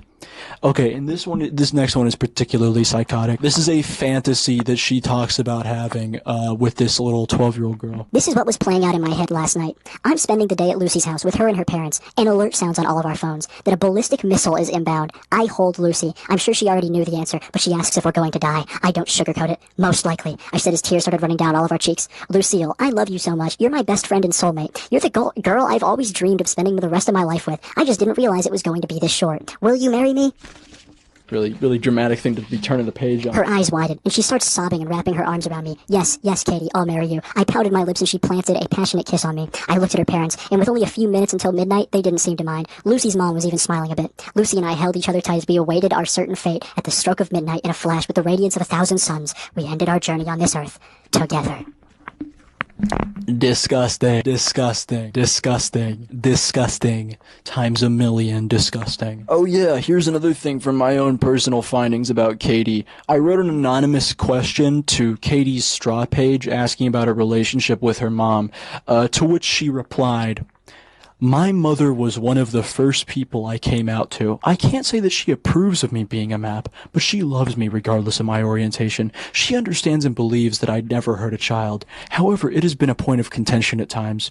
Mostly she's afraid I'm going to get in trouble or be victim of a hate crime. She doesn't like that I'm an activist." Because I guess she doesn't understand that law-abiding MAPs are the norm and not the exception. She acknowledges how this part is creepy as all hell. She acknowledges how the various little girls in my life are adorable and understands why I'm attracted to them. Occasionally, my orientation has been something we joke about. My mother and I disagree about my orientation in politics, but despite that, I think we have a pretty close relationship. I'm texting with her every day, sending each other memes, and talk about the happenings in our lives. I go over to her house every few weeks for dinner. I think this is about the best one can hope for in a parental relationship. I am particularly disturbed, like I said, by the, she acknowledges the various little girls in my life are adorable and understands why I'm attracted to them. Like, I don't think, as like a parent in this situation that's already like an incredibly tough situation to be in, I don't think you should be like, look, I see you, you know, that little fucking 7-year-old, you know, I'll let you cook on that one. Oh yeah, Katie's mother this is again something that I don't think people really got into. Katie's mother is like completely financially supportive of her entirely. She owns the house that Katie lives in, completely pays for it, pays the mortgage and everything. Something that Katie returns the favor with by displaying fucking pedo pride flags out the window. Yes, actually. This is just on Google Maps. Katie's even suggested, again, this is just how she repays the favor to her mother. Katie has suggested that her relationship with her mother was the reason that she preyed on Lucy. She said, "I noticed the result of my relationship with my mother and the one I had with Lucy are similar. Both Lucy and my mother evoked the same emotion in me. My relationship with my mother has definitely shaped my relationship with significant others in my adult life." So, here's a little interesting thing though. You dumb motherfucker. I literally skipped over one of the most important parts of the fucking script. Like, in between this and the next point, there is supposed to be, I'm supposed to, you know what, I guess I'll just fix it right now. Dumb motherfucker. I'm gonna intentionally forget to say lines in the script, I'm evil. Hey guys, it's me, Gone Fishing. I definitely did forget to fucking mention this in the video, but, Katie Cruz is also a part of a fucking chat room for pedophilia called, Visions of Alice, and she's like a senior member on there. She's been there for like, what, 15 years? Pretty fucking crazy. I'm now going to transition back to the other part of the video, and like nothing ever happens. Here's a little interesting thing though. Katie, because of her just outward, you know, map merch shop thing, I mean, she's pretty just out there with it. She has been targeted by multiple far-right organizations and actors to make, like, right-wing propaganda out of. Redux, a TERF publication, wrote a piece about Katie last year using the story by Riata Aries to push an anti-trans message. Some TERF on Instagram then picked the piece up by Redux, posted it on her Instagram, and then garnered like 8.2 thousand likes off of it, writing, Trans-identified male, Katie Cruz, a self-proclaimed MAP, says that their age of attraction is between 9 and 13 years old. And naturally, these types advocate for trans kids because putting kids on puberty blockers and hormones contributes to them being in a state of prepubescence longer. This is what we've been afraid of for years. This is happening. These people feed on the entropy that is being created through this conflict. It's not a conspiracy theory or right-wing rhetoric. Right-wing rhetoric. Trans-identified male. The lines have been drawn. Which side are you on? Gays Against Groomers, known far-right publication, then used the story captioning this post by the TERF on Instagram, and posting it multiple times on their fucking Twitter page with an anti-queer, you know, agenda and slant. And I would just like to riff on this. I think one has to be careful when you cover issues like this, to really stake your positions and not let it get fed to the far right, because, like, I think pedophilia is bad, but there are people that will just, like, spin that and be like, he thinks pedophilia is bad, and he thinks trans people are bad and are fucking evil, and trans people are this and that or whatever. It also isn't helped by the fact that Katie's advocacy isn't just for pedophilia. It's also for trans rights. Not only that, but she actually has the audacity to put pro-trans stuff on her pedophilia merch store. It's shit like this that just sets the fucking trans community back even more. And if she was smart, she would recognize that, but I don't think she's very smart. You could just kind of tell by the shit that someone creates that they're kind of a dumb motherfucker, that they're not very intelligent. Like using AI to generate, oh, if you come for the queen pin, you better not miss. She has to AI generate bullshit because this is what her art actually looks like when she draws it herself. This looks fucking terrible. All this art looks fucking terrible. Not to mention, like, what is this, and also this, and this, and this? What does any of this actually even mean, dude? Like, Going into Katie's, like, store and whatnot, you're gonna see, like, a lot of imagery that's just, like, kind of weird or vague. And it was that in combination with the fact that, people on the far right were picking this story up and using it to make, right-wing propaganda, that I just kind of wondered to myself, like, is this just kind of crazy bullshit? Is this all just crazy bullshit?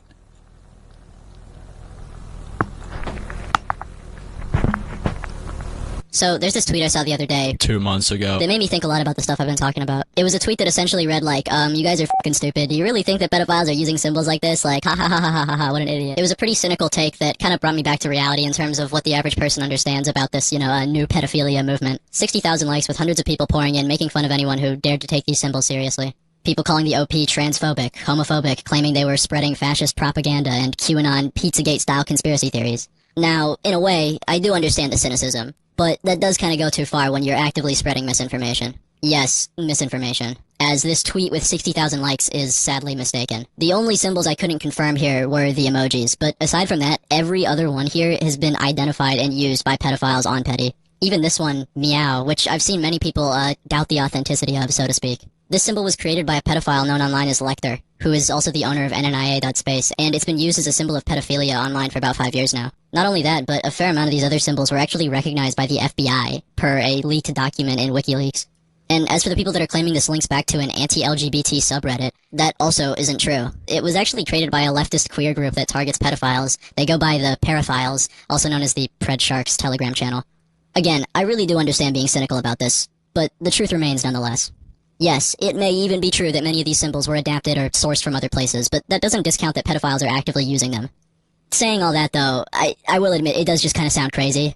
Like, it really does sound like crazy bullshit. And admittedly, trying to describe this to someone out of the loop does just kind of make it sound like QAnon. Oh yeah, dude, there's like a secret group of thousands of pedophiles online, and they have children just lining up to be preyed on by them, and it's like, nobody's doing anything about it, and nobody talks about it. Anybody that does talk about it, they get silenced, but it's fucking... I don't know, man, it just made me think, like, maybe the commenters were right. Maybe this is just a lot of crazy fucking bullshit. Because, I mean, really, if we assume that the Pettyverse and everything I've laid out here is correct, then, like, what's next, you know what I mean? Well, let me guess, QAnon was, like, magically right all along or something, and not only was QAnon right all along, but, like, let me guess, like, it magically somehow ties into everything I've been talking about perfectly, and, like, can you imagine just, like, I don't know, can you just imagine how, like, fucking crazy that would be? Can you just imagine how fucking crazy that would be?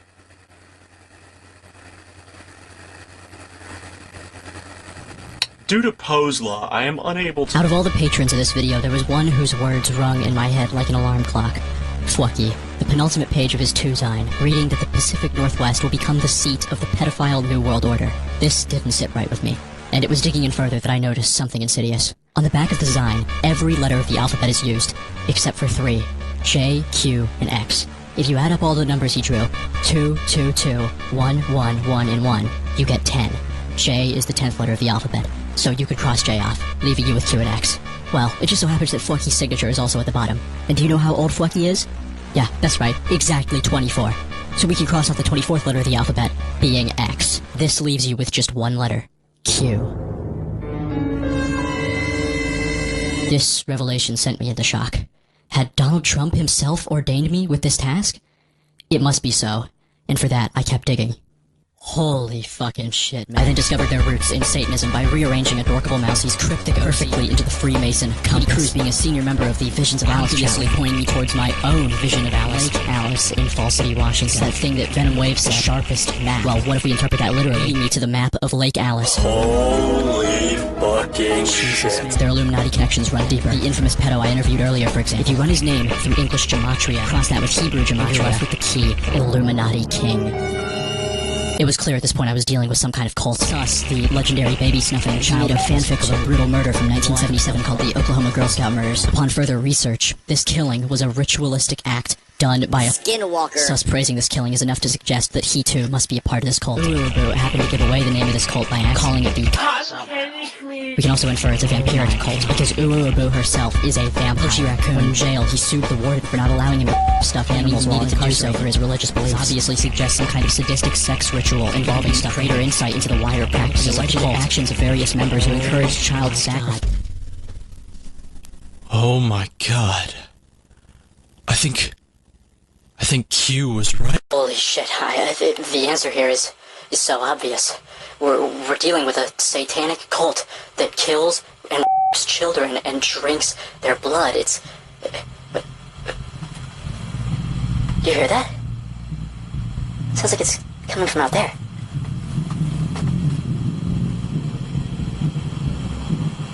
Is that some kind of song or something? This is freaking me out, man. I gotta know. I gotta find out the truth.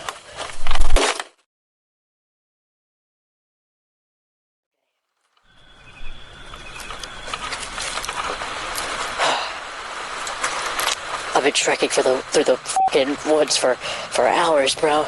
I hear the sound. I think it's coming from over there.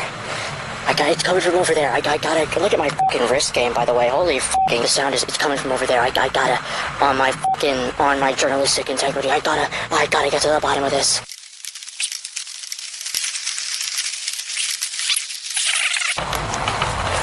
Oh shit. You see that? That's the old creepy bridge under there. I think it's coming from that way. Oh no. Before I proceeded, I just wanted to make sure I got my MAGA hat. You know, this is my fucking totem that I'm taking. Donald Trump, please spare me from these evils, okay? The storm is coming. Where we go one, we go fucking all. Oh shit. I'm here. The sounds, it's like they stopped. What the freak is this? What kind of satanic imagery is this? Oh no, I got a bad feeling about this, dude.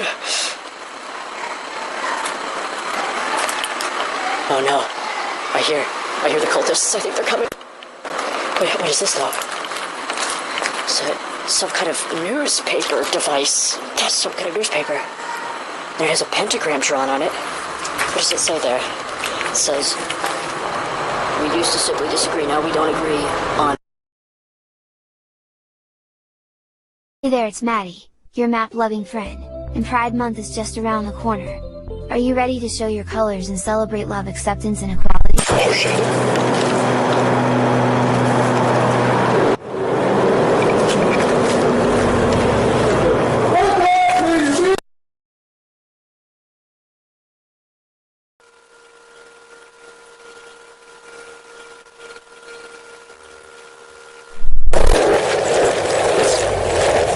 It appears I was chased out of the area by some kind of fanatical cultist. He's still yelling at me.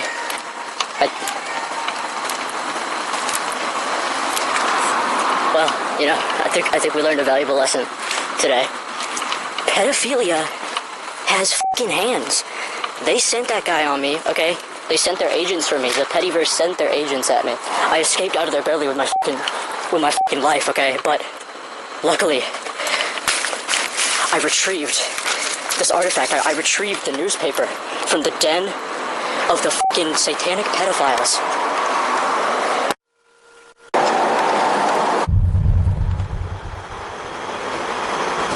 Oh shit. Wait.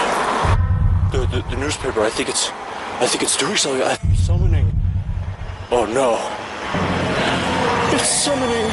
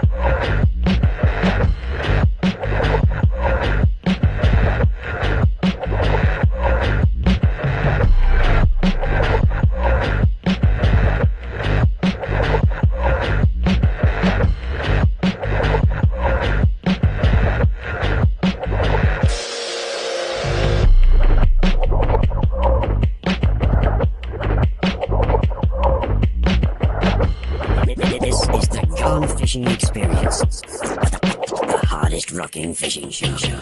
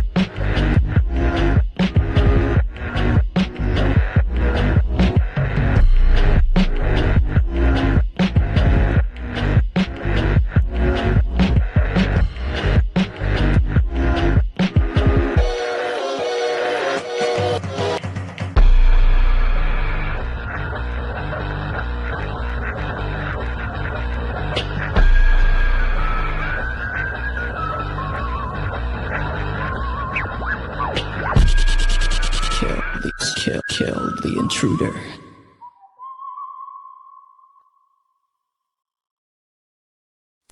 Look at this, I even made like these little paintings over here. Like, I really went this fucking distance. You know?